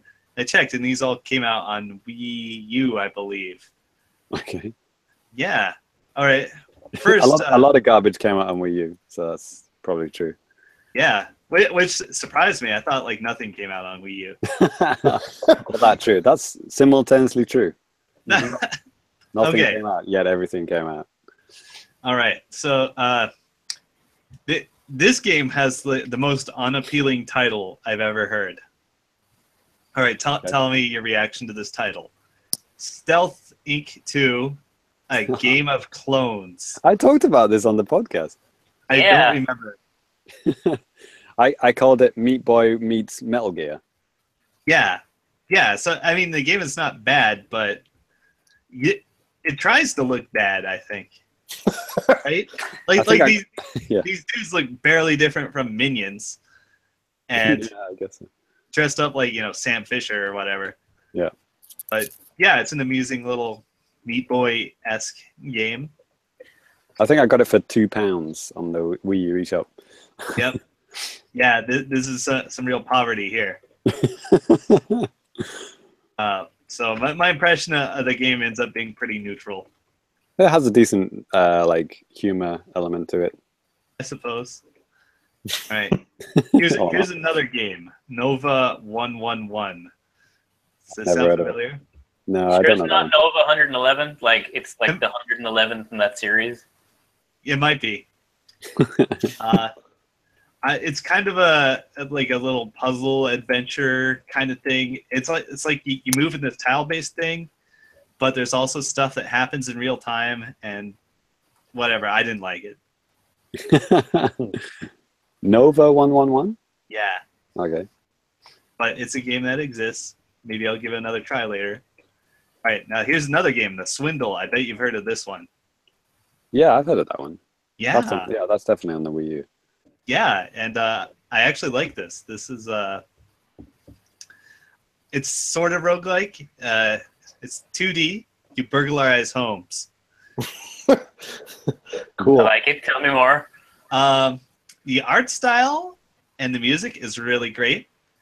It's I don't know how to describe it. Sort of steampunk, kinda.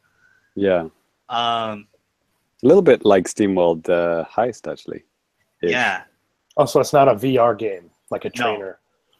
No. No. What? I don't have the VR gear yet. Like, never mind. You'll know when I do. Yeah. Because you're not going to be on the show anymore. No, I'm gonna be on the show. I'm just not gonna be interacting with you. I'm just gonna have it on. But yeah, apparently you played this game over the course of 100 levels, and every time you die, you get a new burglar. So you don't want to die because it's gonna be a setback for your money gains. There's like lots of upgrades to buy. And I don't know how it turns out in the end, but I'm interested. It's cool and good. Visually looks interesting. Yeah. Like of these 3 games, it's the one I would definitely go back to.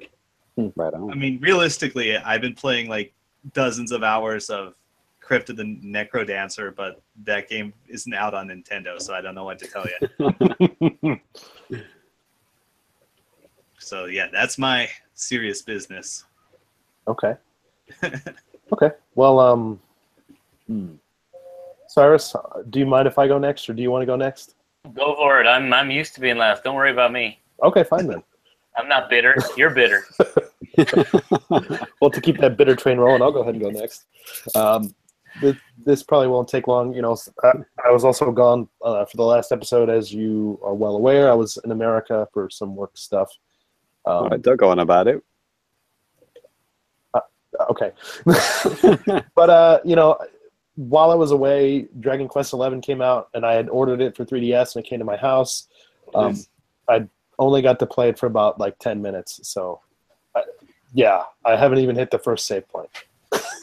I saw a salaryman on the train yesterday playing that on his 3DS. Like, really took me by surprise, because he didn't look like a gamer type person at all. Oh, yeah. I mean, That's weird.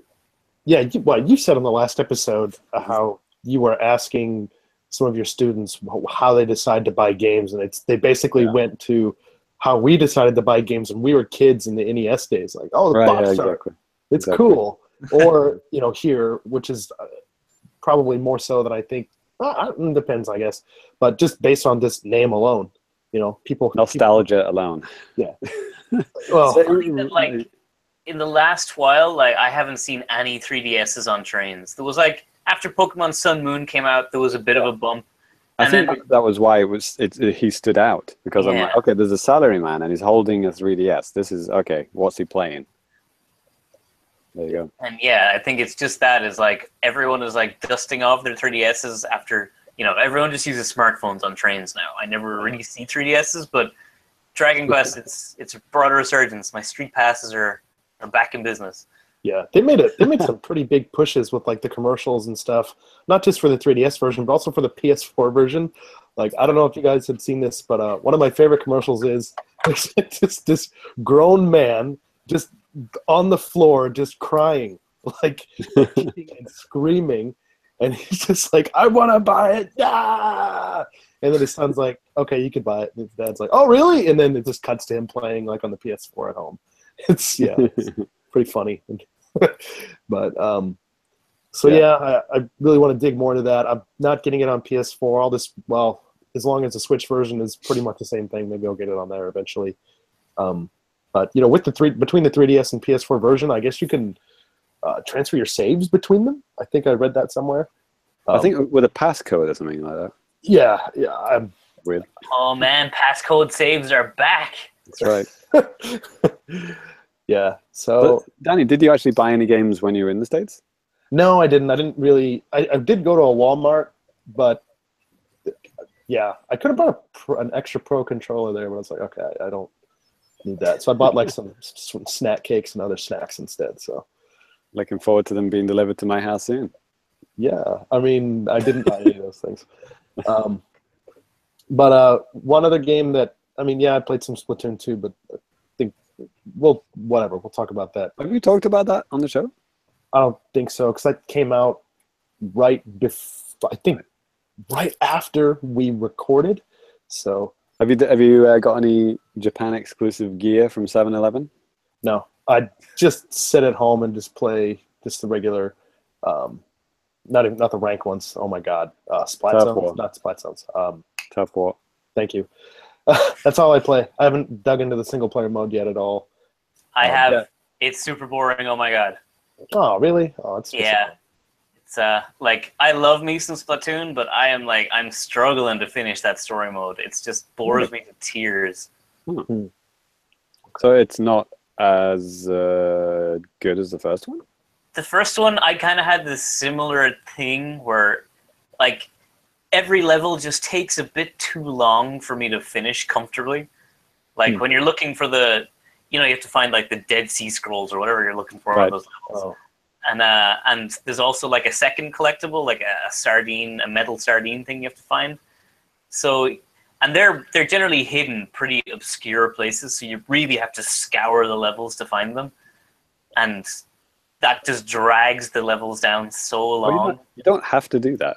Yeah, you do the story and you can't upgrade your weapons without the sardines, and then it'd be a failure if I don't have them. Join the club, sport. So yeah, if I could get overcome my collectathon ways, and which is funny because Marie, who, like, spoiler, she narrates the story mode, she like calls you out for collecting stuff all the time. She's like, would you just, it's like, wow, you are really obsessing over these things. Like, anytime you collect something that's out of the way. And so yeah, she knows. You sure you want to do that, Cyrus? Yeah. Oh. In case listeners are wondering why I haven't got Splatoon 2 yet, my most anticipated Switch game is because if I got that, then I wouldn't be able to play Zelda. I want to finish Zelda before I do that, because that's all I'll be doing. It's a good call because, I mean, even though I'm just playing, the Turf War, that's it.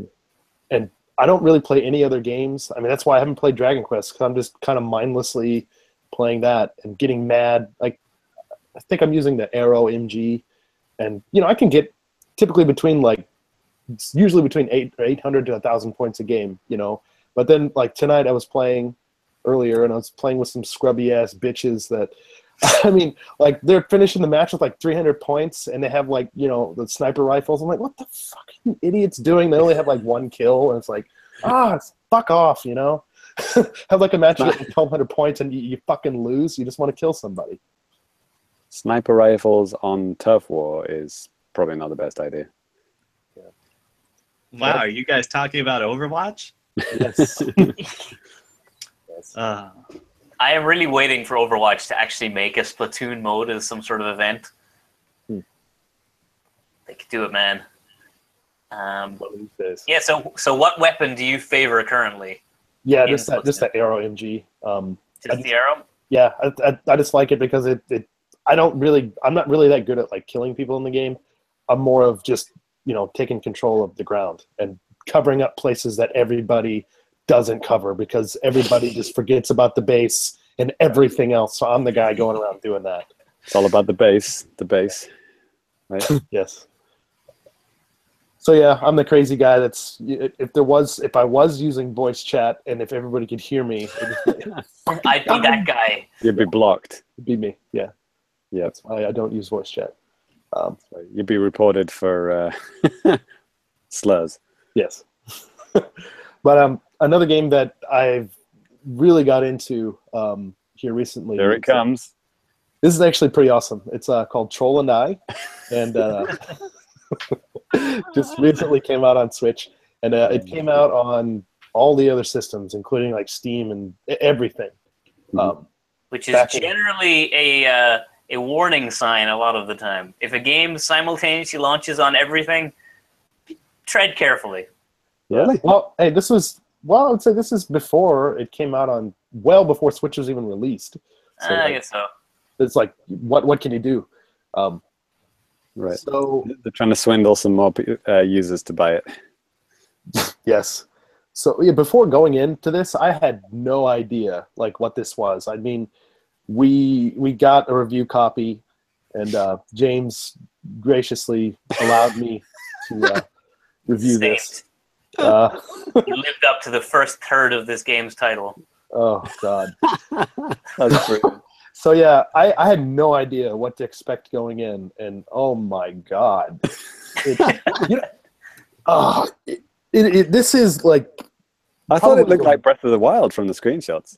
Okay, so if you watch like the opening like cinematic for the game, or even like some kind of a cinematic trailer they have like on YouTube or something, you'll get what they're going for. They're trying to build like this adventure. It's like post World War II Scandinavia or something, and you're this kid, and he comes across like this mythical troll in the woods, and there's like some other story conceits where like some rich dude is trying to tell this poacher to go like kill it or something, and it's about like your bond between this character and stuff like that. And you can control both of them too, so look, you're like, okay, this sounds kind of cool. And from this trailer it looks kind of nice too.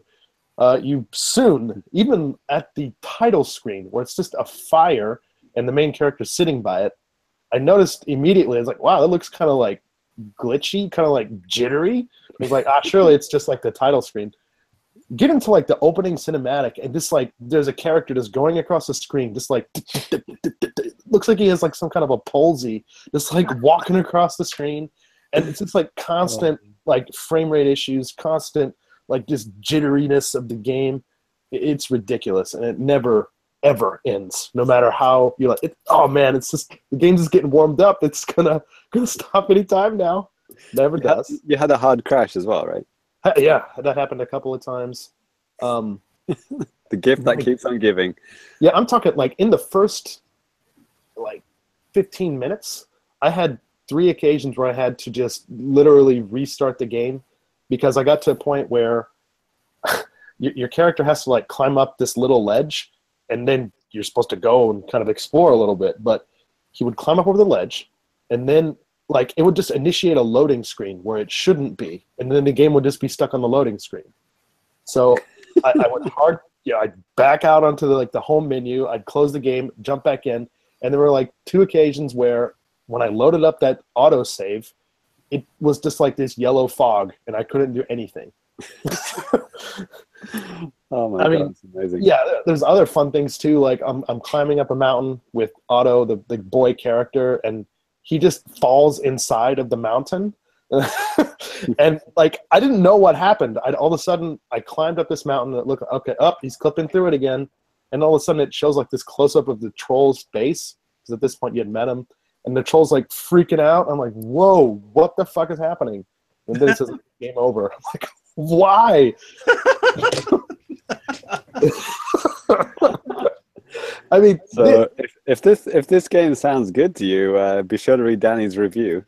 Yeah, it's something else. And you know, back with NWR, I've done a handful of reviews where actually I got a copy of a game that wasn't something that I bought on my own, and I've had games that are kind of like, this is kind of boring, like this Beyblade game I had on DS, but it was like functionally it was a fine game. It played well, basically, and you look at it objectively and you're like, okay, I hate Beyblade. I really don't even like this game because it's just not something that I would buy. But this is a good point. It's a video game, at least. Yeah, but it's like for this, it's like I feel bad kind of for like the developers. Like I wonder what the hell happened. Why is this so bad? Like visually too, it's just kind of. Maybe their families are in peril, and this is a way of like signaling to us, like send help. You know what I mean? Maybe we should get in touch with them. Like it's so shocking that like because I first started this game, I was on a train and I saw it pop up on the eShop. I'm like, wow, this game kind of came out of nowhere. It looks kind of cool. And then like I went on a Reddit afterwards, and there was a warning post saying like, do not buy Troll and I. It's one of the worst rated games ever made. And I was like, okay, dodged a bullet with that one, but thank you. Yeah.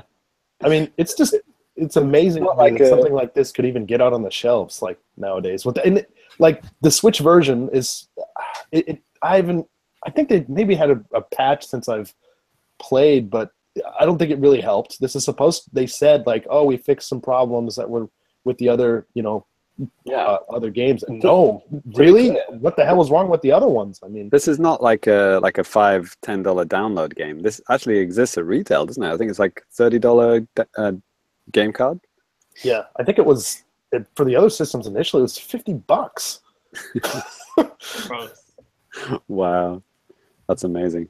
Yeah, but the game really does have some pretty good music. I was actually, when I finally quit focusing on this the terrible glitches and stuff that was happening, the whole hum gameplay, I was like, oh man, this music's actually pretty damn nice. But so just load it up and close your eyes. Yeah, pretty much. It's already deleted, so. Time to deletion. Yeah, I mean, I couldn't finish the game because it just kept glitching out, and I just got sick of it. So. Fair enough. Yeah, that's it for me. Cyrus, how about you, dude? Yeah, so I just after coming back from vacation, like I've said a couple of times, so I had a lot of train time, and one thing I managed to squeeze in was James very graciously gave me a review code too for Ironcast, and I'm very happy I got this one and I didn't get Troll and I, because Ironcast, there's a full review up for it on Famicast.com, and it's a really cool game. I really enjoyed this. Like, I'm still playing it now, long after my review obligations have been finished. Nice. So, I love this game. I think it's a great addition to anyone's library. I haven't even beaten it yet. It's really hard. So it's it's a game you can pick up and play and just put it down, play a couple of missions, put it down again. And even though it's a pretty small Kickstarter game, it's got a really interesting and compelling story mode, and it's really clever how it gets you to play it again and again. Even if you lose the story mode, it's got permadeath, so you have to go straight back to the title screen and start again. Wow. And which seems extremely harsh, but it makes every time you get further into the game, you unlock more stuff for your next playthrough. So it makes it a little you've got more options and stuff. So it's cool. I'm digging it. I'm really shocked at how good this game is. When you look at screenshots, it is confusing, isn't it? Because you've got the big mechs on the side, but then there's a match 3 puzzle game in the middle, and you're like, okay, which is it? That is the one thing I said in my review, is that everything about this game is so good, except the visual presentation is terrible. It's I remember when this came out on Kickstarter, and I actually knew a couple of people who worked on it, and I was like, cool, I'll be totally up for supporting this. And then I saw the screenshot mock-ups they had, and was like, this is terrible. I am staying away from this piece of shit. Love you guys. Peace out. And you should have already said ex-friends. Yeah. And then when I got this, it was like, Ironcast, this name sounds really familiar. And I booted it up and installed it, and I was like, oh, it's this game. And I was like, oh, okay, I guess I'll give it a shot. And once you get past those terrible gameplay visuals, it's really, really interesting how they managed to blend the generic match 3 puzzle system with this weird turn-based mech combat, and which is there's way too many buzzwords are thrown into that sentence. And it's genuinely interesting. I really like this game. Nice. My second game was Sonic Mania, which never heard of it. Yeah, I don't know. This came out of nowhere, I think, too. But it's I know James has a checkered history with the Blue Blur, but no, checkered infers good and bad. So I grew up on Sonic and watching my brother play endless Sonic. So Sonic 1, 2, 3, and Knuckles, they were my jam, and Sonic Mania is if those are your jam, this is more jam, but more delicious than you remember jam, and there's so much jam. So this game. Is this a jam game now? No, that was Sonic Jam. That was only in America. We didn't get that one. Okay.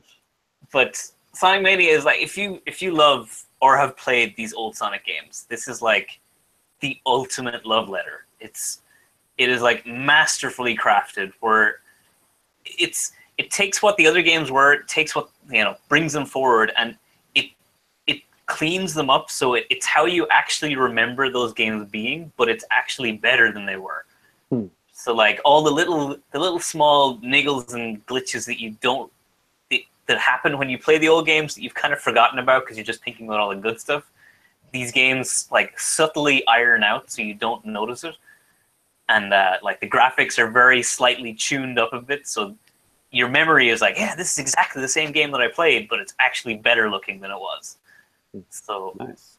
it's and it's just really, really good. I've played it and I've finished like my first run through of the campaign, but this, you have to collect all the Chaos Emeralds in standard Sonic fashion, and these special stages, they do not take prisoners. The first couple are like, they'll give them to you, but like I was stuck on the 4th special stage out of 7. Like I tried that thing about like 8 times before I got it, and you only get 1 or 2 chances to play these missions. Like you have to find a hidden collectible in every mission just to get a chance at the special stages, and I only got 4 of the 7 on my first playthrough, so I gotta work harder on these next ones. It's funny how you're saying like they ironed out the kinks like to make them in those. It actually reminds me of what Mario Maker did to Super Mario Brothers 1. Like, the kind of like slightly dodgy physics that Super Mario Brothers 1 had, and like certain kind of jumping weirdness. Like they totally ironed that out for Mario Maker, but like it still looks like Super Mario Brothers 1. But then when you go back to the actual Super Mario Brothers 1, like, oh shit, this is really weird. Like this doesn't handle right, and they totally fixed it in Mario Maker. Yeah, so that is exactly the kind of stuff they did with Sonic Mania, where it's just enough polish where you don't realize it's been polished, which is perfect. And also, I just like the fact that this is the kind of, I mean, generally, this is not a setup for a joke. Like how, like Sega, or like they've been struggling to like satisfy the fans. It's like it's impossible. Like nobody can make a game that will satisfy Sonic fans. Nobody could remake a 2D game but make a unique one. It's like, okay, you want to do it, okay, you guys go ahead. The fans, okay, if you think it's so easy, you do it. And if I can nail it and then deliver it back to them on the plate and you're saying, you were saying, that's the most satisfying thing about this whole story, I think. Yeah, it's beautiful to see fans get this kind of like that Sonic, that Sega just gave them the entire license and was like, okay, go for it. Just fucking, if it fails, whatever, but it's beautiful, this game. Right. Like my brother, he puts my Sonic fandom to shame. Like, Jesus. And he's back in Ireland, and like he used to speedrun Sonic and Knuckles before I knew speedrunning was a thing. Where he would come home from school when I was in like primary school and he was in high school, and he'd come home from school and he had exactly 1 hour at home before he had to go to like night study, where he'd like have supervised study sessions. And so he would come home and try and finish Sonic and Knuckles with all emeralds in 1 hour. and he did that for like a year or so until he finally did, like, he can do it reliably now with all duplicate emeralds and everything. And he doesn't have a Switch, and he's like frothing at the mouth back in Ireland wanting to play this game. This is out on everything though, isn't it? It's out on everything, but he doesn't have anything. Okay. So, okay. but he's saying this is the game he wants to buy a Switch for. That this is the one that sells him on it. Is Ironcast also on everything? Yes, I think it is. Yeah, it started on Steam and then they ported it to PS something and Xbox something, and then I guess it makes the most sense on Switch because you've got the portable nature of it, right? Yeah, it's great. Like, and on Switch, the port was like a really nice port. They added a lot of stuff they didn't need to. Like, it's fully touchscreen compatible, whereas the console versions aren't because they don't touchscreens. And so you can play it without any Joy-Cons or anything, or with full Joy-Cons, or Joy-Cons and touchscreen. You can just do anything with it. Right on. And speaking of, a really nice touch with Sonic Mania is that all of the menus are touchscreen compatible too, which, like, again, a lot of games it Zelda. should. Zelda doesn't do that. Yeah, and that's like it's a thing that most games just don't bother with. Like, what's the point if the game isn't touchscreen? Why should the menus be? But a lot of the time, it feels natural to just tap menu things, and I have to catch myself. And I'm like, oh, these don't work.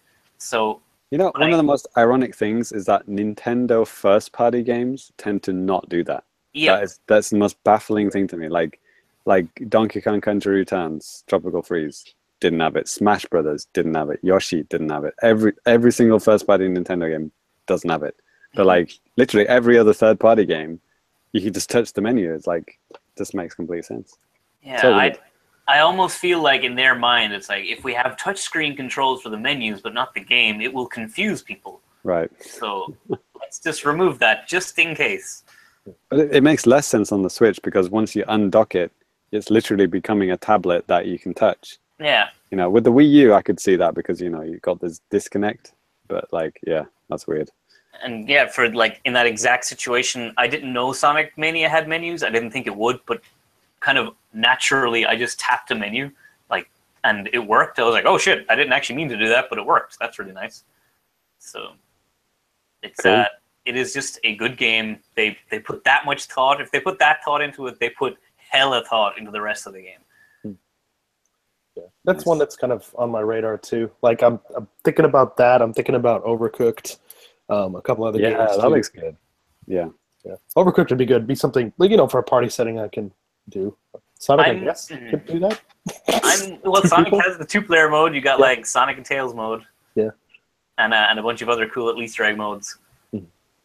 Overcooked, I've heard, has like some weird frame rate issues. Yeah, I think the they're working developer on it. Yeah. they had said yes, and that they're supposed to fix it soon. So I would be tempted to get that too, but I'm definitely waiting on a patch. Yep, me too. That game just makes so much sense on Switch. It's kind of unbelievable. Yeah, pass out a bunch of Joy-Cons, wreck some meals. There you go. Okie dokie. Working on that patch, boys. Yes. Okie doke. Well, I think that's going to go ahead and do it for new business. So let's go ahead and move on to now playing the Famicast.com. Finally. Yay. Now playing at the Famicast.com. Ties Hi. up first. We have a show that you helped produce. Want to talk about it a little bit? Yeah, a second episode of Famicast Champion Edition. We focused on fighting games for beginners. Like, what games are good? How can we make a good fighting game to introduce beginners to fighting games? And along with special guests, hometown fighting game friend of mine goes by the name of Stu Pickles. He's not the real Stu Pickles. Oh man! Okay, Got me he's like excited Tommy there his for a son. second. What, from the Rugrats? Yeah. Yeah. And fighting game superstar Jeff the Hero. You may know him from his trolling fighting game videos, or I think he got second place in the dive kick tournament at CEO. Oh, that one. Yeah. And he also does. He's also been involved in QA in some fighting games, including Killer Instinct, and I think also that troll game everybody's been crapping on constantly. He worked on QA for that game. He should be fucking fired from all. I was going to say, does he want that going public? Like, was he the only guy? I mean, I could understand. I don't think he was doing QA on it. he was just pointing and laughing at it from a distance. Yeah. He's the troll. Okay, so listen to that for a good time. Yeah, I'm actually sad I missed out on that one. I have some choice thoughts on beginner mode for fighting games. Too late. Yeah. That's something I need to actually get on and listen to. But if you want to listen to that, that's at Patreon, the Famicast on Patreon.com. If you want to support us, it's Patreon.com/the Famicast. There it is. Thank you for the correction. I need it sometimes. You gotta switch the name around there. That's what I did. James is the one trying to say it correctly. There you go. See, James, I'm trying to follow your on the lead there, website. man. The deets are on our website. You know, every single like show notes. There's probably a link in that. So check it out. Right. Famicast.com. So next up is my bonus episode, which will be going out the last week of this month after this episode, and that's Super Splat Hour. It couldn't be called Super Splat Time because Danny already took screen time, so we couldn't have 2 times. So I blame Danny for that. I have it like combined, like talking about the Splatoon anime and make it like times squared. So Okay. probably it's going to be at least me and Cyrus, maybe Danny. Maybe not after that last comment. But yeah, we're probably going to go like full ham on all the goodness of Splatoon 2. So yeah, check it out if you like Splatoon. And the other thing I wanted to mention is for patrons, there's a discussion thread going on for this is to help design the 8th spin-off show, basically, which will be going on in the end of September next month. So you can actually work with us. There's like I said, even if you're the lowest tier, if you're just like a $1 tier patron, you can get involved in the site discussions. So again, we've got some really good ideas so far. We've got like a quiz show podcast. Got one about like going ham on like Super Famicom games. Those are really good ideas. So if you have some ideas, just get on the threads. Yeah, you only need to be a $1 patron to do that. So yeah, please to do that. Look forward to that show next month. And then I guess we'll Yeah. Then the other 2 things really, Cyrus was graciously talking about Ironcast. Sounds pretty cool. Definitely check out the Famicast.com if you want to see and read his full review. Same for Troll and I. I need to get in the thread for that. Maybe add a few trolley bits to the troll review. Make it Inception style. Yes, exactly. So yeah, we have more reviews and stuff like that coming up too. So stay tuned at Famicast.com, Twitter, Facebook, all that stuff to see what's coming from us. So, Keep it locked to the Famicast.com. hell, I better close out than I did. Totally original. I made that up, by the way. Okie doke. So we're back with James. Yes. Japanese. All right. Yeah. I totally missed that one. Oh, am I allowed to keep doing that? You have ever since you started. So. It's a good time for a switch, though. Oh, right. Yeah. Let's switch over to some news. Yes. Am I talking about Dragon Quest? I never played Dragon Quest. Never came out in Europe. Yes. Dragon Quest 1 and 2 is now available. Now available on the 3DS. Yes. I didn't know that. As a downloadable game, not Virtual Console. Yes. 3 is coming soon. Also available on PS4. Are we a PS4 site now? I guess. Yes. Now We're switching things up. Yeah. Right. Exactly. No, and it's like I said, it's not. Oh, I wrote that.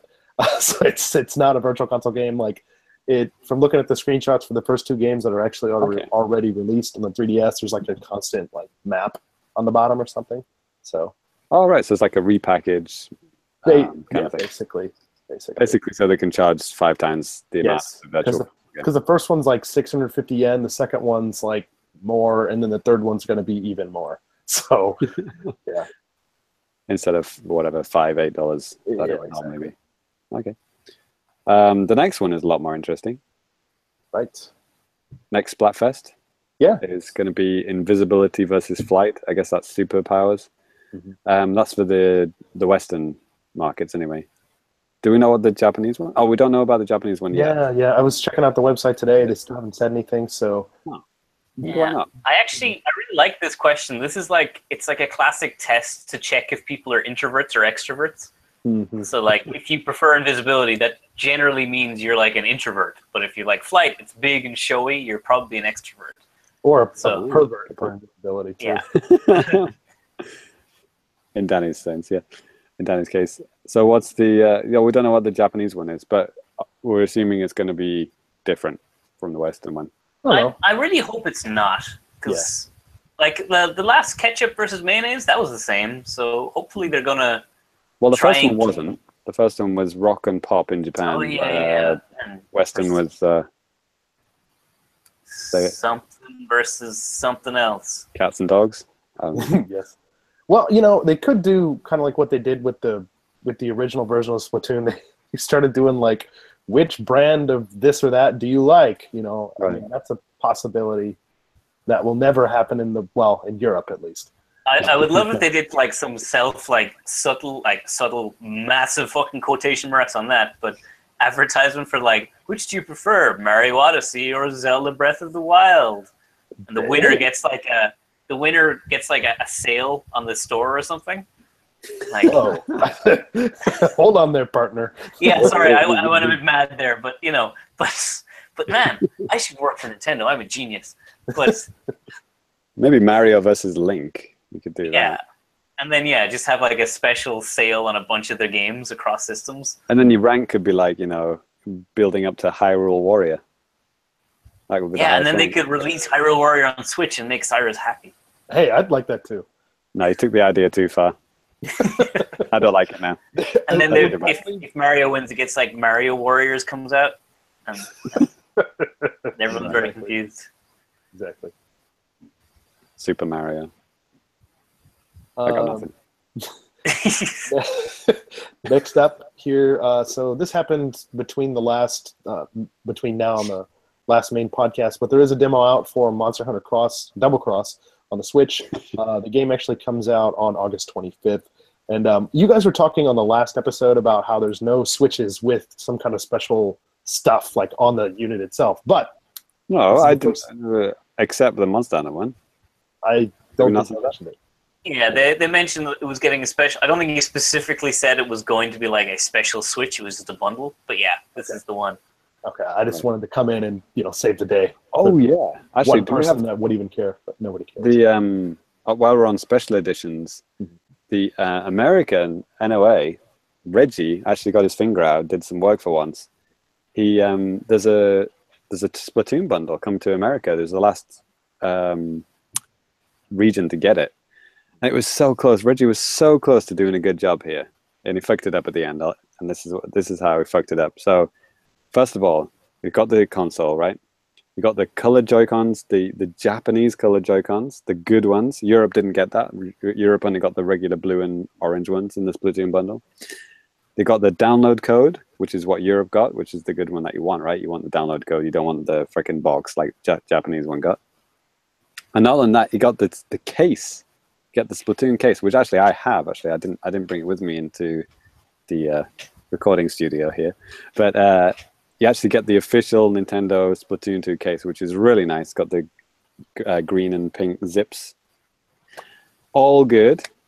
So how could he fuck this up? It's exclusive to Walmart, so no one's going to be able to buy it. The scalpers are just going to go in there, steamroll it, and no one's ever going to be able to buy one. So thanks very much. Yeah. Good job, Reggie. Fucked it up right at the end.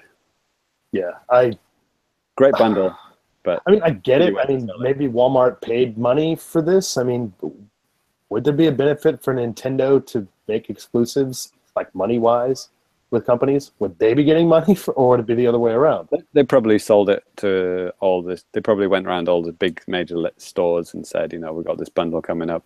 What can you give us? And then Walmart said, okay, we'll give you this in-store thing, and we'll do this for you, and we'll give you this X much shelf space, etc., etc. And then Reggie went, deal. Let's fuck it up. Yeah. So yeah, but it is. I mean, generally, if that bundle was in all the regions, that'd be the one to get. I mean, getting the case and the download code, that's awesome. Yeah. But yeah, alas.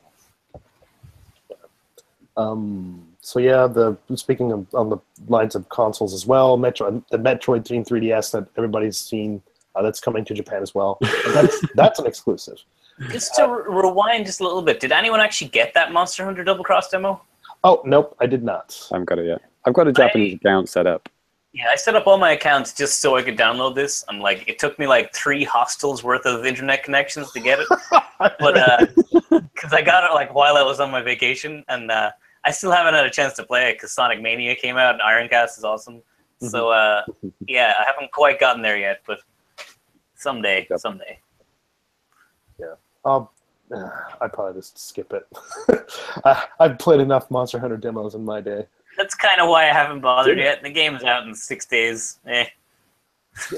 What, you're actually going to buy the game? No, but by then I'll have lost interest in the demo. That's gross. Like we've all played this bit of TGS, haven't we? On various systems. Last year, I think we played this because this came out like November on 3DS, I think. How about every Monster Hunter game is the same and every demo is the same? Oh yeah. Oh shit! Yeah, no, this one came out like this past March. Yeah. It's getting so confusing because I mean, there's cross, double cross, for Ultimate, and then like the different regions and stuff. Yeah, generations or whatever. It's not announced for the West, is it? Because this would be Generations 2 or whatever. Yeah. Double Generations, Super Generations. Yeah. Generations, Encore, whatever. Generations, yeah. Freedom Unite Generations. Generations G. That's actually whatever it is. No, G you don't want to know. Unit. Generations G Unit Edition. But whatever it is, it hasn't been announced. So that means, therefore, there is no Switch version. There's no Western Monster Hunter in it, which is weird. So. Yeah, but like I was saying a little bit earlier, there is that new Nintendo 3DS Metroid theme LOL that's coming out. Only exclusive to the My Nintendo store here, which sells some stuff. They even have an option. Like James had looked into it for buying a Switch, but they sell out in like 2 seconds. I think another thing that like added to me not just kind of giving up was the fact that the My Nintendo store had kind of like closed down. They've just given up selling Switches now because at 12 o'clock every day it went up, and then by 12:01 they'd all sold out. Or the 5 that they put up there or whatever. But now when you go there, it just says you can now pre-order for delivery in October. So it's like, okay, so there's no way that I'm going to be able to get a Switch this way. So yeah. But surprisingly, I mean, this went up on there for the Metroid 3DS. That went up there a week and a half ago, 2 weeks ago, and it's still available. I mean, I know it's 3DS. Anyone? It's 3DS, I get it, but it's like I was kind of cares. surprised that like super fans just didn't pick them all up, even though Metroid's not as popular here. I don't know. Is anyone else just like so over the 3DS now? Yeah. Danny's just got Dragon Quest, but I'm just I'm looking forward. Yeah, go for it. Oh, so I'm looking forward to Metroid, but Cyrus? Yeah, I think Metroid will be my last hurrah. That I wanna finish Pokemon Sun, Moon, and I wanna finish Metroid 2. That's pretty much my swan song on the console. ooh, somebody told me that the Switch Pro is natively compatible with like PCs and Macs. Yep. Like don't even need drivers. So I might try to play another Metroid 2 remake again, because like if you remember, I actually tried to play that game with like keyboard and failed. Oh yeah, you were saying you just got stuck on a part where the keyboard was just not cutting it. Yeah, I just couldn't aim up and shoot and jump at the same time with the keyboard. It was just ridiculous. So yeah, I might give that a shot with my lovely Splatoon 2 Pro controller that I have. And what's next? Cyrus, those little last bits of news. This seems like Cyrus type stuff. I think we're firmly in Cyrus Town here. Population, cool people. But I'll be back in 5 minutes. yeah, so right now ongoing is the Pokemon World Championships. So they're pretty big news. Like they get competitors from all over the world go to. I think it's in Anaheim this year, California. Yep. And so it's like ongoing. It's like a 3-day event with they play the trading card game, the Sun and Moon, like 3DS games, and they play Pokken Tournament. They're like 3-1s. So yeah, I don't really follow the TCG at all, the trading card game, but they had some like fancy throwing out those words. Yeah, no. This is actually something I learned watching some of the stream last night, was that like they call the trading card game TCG, which is normal lingo, but they call the Pokemon game the VGC, the video game, whatever C stands for. These all sound like diseases to me. Yeah. So like all the commentators are just like throwing around like, yes, the Pokemon TCG was on earlier, and then we followed by the VGC, and I'm like, wow, I thought I was up to date on my lingo. This is a whole new world. Just to any kids listening, make sure you get your injection to the VGC virus. It's terrible. So. Yes. It's called Pokerus. That's in the games now. But so yeah, last night, just at the very start of the thing, they showed off some new products for all of the games. So like TCG had a new set came out. For VGC, they showed a new trailer for Ultra Sun and Ultra Moon, which I just cannot get excited for that game. It really just looks like the same game again. Right. And I did watch some pretty fun reactions. There's like there's this one Pokemon called what's it called? Komo-o. It's like this. It's this dragon Pokemon, and it's generally regarded as like one of the worst Pokemon, like one of the worst dragons in the game. It's just garbage. Okay. And so for Ultra Sun and Moon, they gave him a new attack, one of those special Z attacks, where it's like a really super fancy attack that you can only use once in a match, and it's like super over the top, and your character does a dance, and the Pokemon does a dance, and then stuff happens. But it's like the most way overpowered, like it hits everything on the screen and kills it all, and it gives your guy like attack boosts and defense boosts and speed boosts and special attack boosts. Wow. So it's like, we heard you said we didn't like this guy. Yeah, it's like the biggest swing in the opposite direction. Like, it's ridiculous. So there's all these like streams of people just freaking out, like, what the fuck is this thing? And so that amused me because I always forget that people get this excited over Pokemon and stuff. I was once like them, but it's good times. So since that championship is like ongoing, it'll be finished tomorrow, the 20th, I think. So there might be some new announcements then for stuff. I would keep my eyes peeled for Pokemon things. I hope the patrons don't nominate the last Famicast bonus show to be like a Pokemon-based show. Just Cyrus on his own for 2 hours. Pretty much. I could do that. I could do that for you. Right. Welcome to the Pokecast. Right. This last little bit here, Cyrus, I think you might have like linked this up on Twitter. Maybe I did. Rollout. Or is this okay? This is time. Well, no, I didn't mention it on Twitter, but we did talk about it on Champion Edition number 1. Okay. It was we mentioned a while back. So Rollout it's basically a Smash clone. It's like a platform fighter. This one. Right. This looks really good. It looks like it's actually a really beautiful looking game, like genuinely a nice looking game, which shocks me every time I see it because generally these indie games look a little rough around the edges sometimes, but Brawlout looks top notch. Yeah. Right on. And so they just you have to use the GameCube controller. Well, what else would you use? Yes. But there was actually a whole thing recently with game controllers where, like, GameCube controllers playing Smash Melee at like high levels will genuinely give you hand problems, like from the game because they've injured their hands playing Smash Bros. And so this one guy was like trying to get back into Smash by playing on like a modified arcade stick, where it doesn't have an actual stick. It just has. You use buttons for the stick and buttons for the buttons, and it's just got like 20 buttons on it, and they're used common in standard fighting game tournaments like Street Fighter and Mortal Kombat. They're called hitboxes, but like the top Smash players all came together and decided to ban all non-GameCube controllers from Melee tournaments. Right.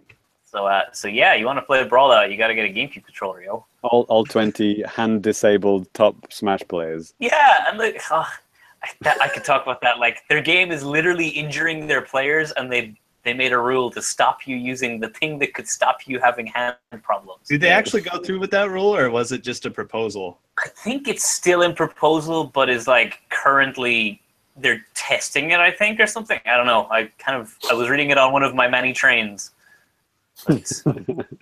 And all people against it, please raise your hand. No one puts their hand up. Not It's because, full they're proof. not against it, just because they physically can't. Yeah. Differences. Speaking of hitboxes, I think I need to get one so that I can play Necrodancer at the highest possible level, because I just tried to do some incredible bullshit on a D-pad and I almost hurt myself. Yeah, so this Brawlout, just like to go back a few topics, Brawlout was just announced for the Switch, and it's coming with a brand new guest character who is the Drifter from Hyper Light Drifter. Which, Alright. Did that game ever come out on the Wii U or anything? Hyper Light Drifter? It sounds familiar. I think it's on something, either Switch or Wii U. It's definitely on Steam, and I really want to play this game. It looks really nice. But I think I saw it for PS4 as well. yeah, so maybe it is on the Wii U, because it was just odd that they announced Brawlout for the Switch with new guest character, the Drifter, who I'm not sure was actually in a Nintendo game before. But Yeah, it's not an exclusive. Well, or is it an exclusive guest character? no, I think he's on all formats of the game, but it was just like it was in the Switch announcement trailer. Like, Okay, it's a little misleading. yeah, so that was a bit weird. But yeah, Brawlout, I'll probably get it because it doesn't look like Nintendo are going to be dropping a Smash Bros on the system for a while. Yeah, exactly. Cool. Well, that's pretty much going to do it for the news, so we're going to go ahead and move right into feedback. And if you want to have your email, comments, whatever, read it online, you can send us an email at thefamicast@gmail.com. You can hit us up on Twitter at thefamicast. Hit us up on facebook.com/thefamicast. I think you're seeing a pattern here. And you can have your comment read on the show like these guys. So first feedback from the Patreon website. And actually, before we move on, we totally forgot in the Patreon section to mention our newest patron, which is Alex. Yes. Alex signed up for the 3rd tier to get all the bonus shows. So Alex, thank you so much. Welcome. Please do enjoy. There you go. Good timing, because I think you joined up like literally just before Champion Edition went up. So yeah. So from the Patreon website, while we're talking about Champion Edition, Ty, you might be pleased to know that another show that you were on, also I was on, which is called Famicast Armchair Designers Club. One of our patrons, Lucas, said, "This is probably my favorite bonus episode so far. Really great work." And he also wanted to know where the songs used in the episode are from. Yeah. Well, I stole all those mashups off of YouTube. Yeah, they were like Mario Kart mashed with like hip hop songs or something. Yeah, for the most part. Yeah. So that was a lot of fun. It's also my favorite episode so far. You're welcome, as I'll say to Lucas. Yeah. It's actually interesting because usually I'm on these shows so I only see like this YouTube version that some people are listening to right now. That I went back and listened to the shows I missed while I was on vacation, and it's like all the production value that goes into them with like audio cues and the cuts and stuff. I'm like, wow, this actually sounds like a sort of professional show. This is awesome. So good job to everyone who does the editing on this, because it definitely isn't me. Shucks. So James, did you post the playlist in response to this comment? Yes, I believe I did. Great. So anybody can cruise over to the Famicast website, find that comment, and then find the playlist of songs. Yeah. We probably should add them to the show notes for that show anyway, so that people can check them out. So we used to do that a long time ago, and then I just stopped. Because we stopped that. Like it. But if you're ever listening to an episode and you're curious about music, just ask, or it'll already be there. One of the two. Actually, something that might interest Ty related to that episode, because we talked about Mario Kart. Pretty much like almost the day after we recorded, somebody like hacked the code for Mario Kart Wii and found the bonus. What was it? The mission mode was actually in the code, but but it wasn't actually in the final game. Just abandoned. Yeah, so just like had this empty shell of like a mission mode kind of thing. Oh man, So that's crazy. Wow, that's interesting. So we're up to now. So next on to Twitter, which is at the Famicast, obviously. Got so many responses from me getting my Switch. yeah. In fact, so many I can't actually read them all out, but just a few. Anna Clay, she said, "Yeah, congrats, can't wait for the episode." Sergeant Flowers said, "That's great news. After the last episode, I thought I was going to have to send you a 4-leaf clover." Wouldn't that be Cyrus? No, we hoard our. And the other one from Chris Stone Cab on Twitter. He said, "That's awesome, man. See you out in the splatter fields." Yes, we will get there one day. And the other tweet is from Olimar. Danny, you remember Ollie, the guy from Finland? Yeah, met him at TGS. Met him at TGS. While I was mid-trolling you, he kind of like recognized, maybe he recognized the situation. So I tweeted out the top 10 countries of like listeners to this show, because I was really surprised. Like obviously, like the US is number 1, UK is number 2, and all the other countries that you'd expect. But like I was really surprised, like how many listeners we get in like other European, like non-English speaking countries, like Finland and Sweden and Germany and France and all these other countries. I was like, wow, we get like a lot of listeners from all these countries. I had no idea. We started doing this kind of tracking thing since we went to our own website, and it's really fascinating to see where you guys are coming from. So hello, welcome, people from all around the world. And so I guess Ollie saw this and he said, "I guess I'm not the only Finn listening to you guys then."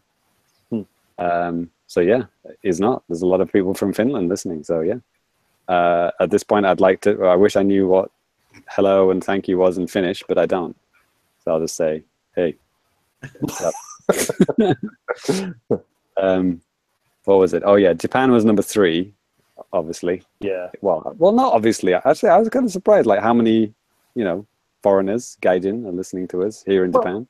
There could be reasons. I I listen to Japanese-based podcasts too sometimes. Yeah. I listen to A4, obviously. That's right. Japanese podcast in Japan. Then we've got Canada, number 4, Australia, Finland, Germany, Poland, and Ireland. Ireland, I guess they're all thanks to Cyrus. Yeah, I get that Cyrus bump there. I am great. Cyrus's entire family listen. Oh man, and that's an Irish family. You don't joke around with that.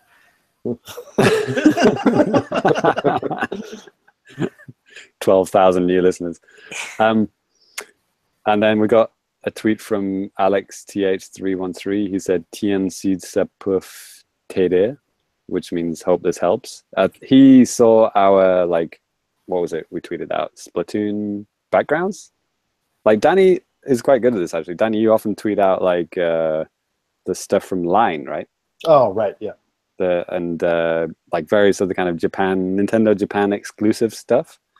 And we tweeted out, so you can, like, if you want some cool backgrounds and stuff, it's worth following us on Twitter for that as well. So I replied, "De rien, j'espère que vous pouvez écouter notre podcast." Thanks for listening. Hope you enjoy the show. Who else we got? I think that's all we got for now. I could have sworn that we had a review. I'm sure I'm missing stuff. A review recently on iTunes. Maybe not. Maybe we did months ago, and I already said it on the show. I really don't remember now. If you left a review, thank you. We've got some Tai Stu Senpai. Is that the guy who was on the show with you? Yeah, that's right. He says, "This is what I've been up to, episode 1, pretending I know what the fuck I'm talking about with Jeff the Hero and Super Cat Drugs." He's tweeting about Champion Edition. Right. And Cyrus is tweeting about Pokemon in real life in Kinkakuji Temple in Kyoto. Oh yeah, it was good times. That is a terrible looking temple. Like, I know it's like a national treasure, but man, that thing is gaudy as heck. Right. It's not even an original, is it? Because the original burnt down. Oh yeah, well Japan, like, they tear down all their temples every 30 years and build replacements. Just like the houses. Yeah, just like Danny's house is about to next year. Yeah, it will be soon. Good luck. Mine too. Like, my apartment block, I was like, hey, I'm moving out next year. What should I do with the refrigerator? And I'm like, it's fine. They're gonna tear it down soon anyway. Just leave it there. Right. So yeah, I think that's it, Dan. Yeah, cool. Okay. Well, that's gonna. Way to sound enthused there, man. What's that? Way to sound enthused. Yes. Woo! Okay, that's gonna do it for the Way to go, podcast. guys! That's actually gonna go ahead and do it for the show. We're gonna go ahead and give it our Twitter handle. So if you want to follow us personally, you can do that. You can follow me at DannyBiv, DANNYBIV. Trying to get back on tweeting about stuff. So follow at your own risk. James. I won't. I'm at FamiComplicated. Until quite recently, it was my slow descent into madness about not being able to get a Switch, but that's ended now. So you'll probably see lots of screenshots of Breath of the Wild, which no one else has done on Twitter. So I'll be the first to be doing that. You're welcome. Cool. And Ty. My Twitter is SuperCatDrugs. What have I tweeted recently? I tweeted a pretty good GIF of angry video game nerds smashing a couple of glass bottles over his VR set that he's wearing. That sums up my Twitter pretty much, actually. So you could say life, but whatever. Yeah, my life. Yeah. I don't have a VR set yet. I Soon. will soon. And Cyrus, what about you, man? For me, I tweet about kind of everything, but I just realized that I tweeted that I was notified that my delivery for Mighty Number 9's art book and game box are coming soon. I was like, oh man, I totally forgot I got that stuff. Oh, you poor bastard. Yeah, so I'm gonna get my super hype game box and manual that may or may not fit inside soon. Good things come to those who wait.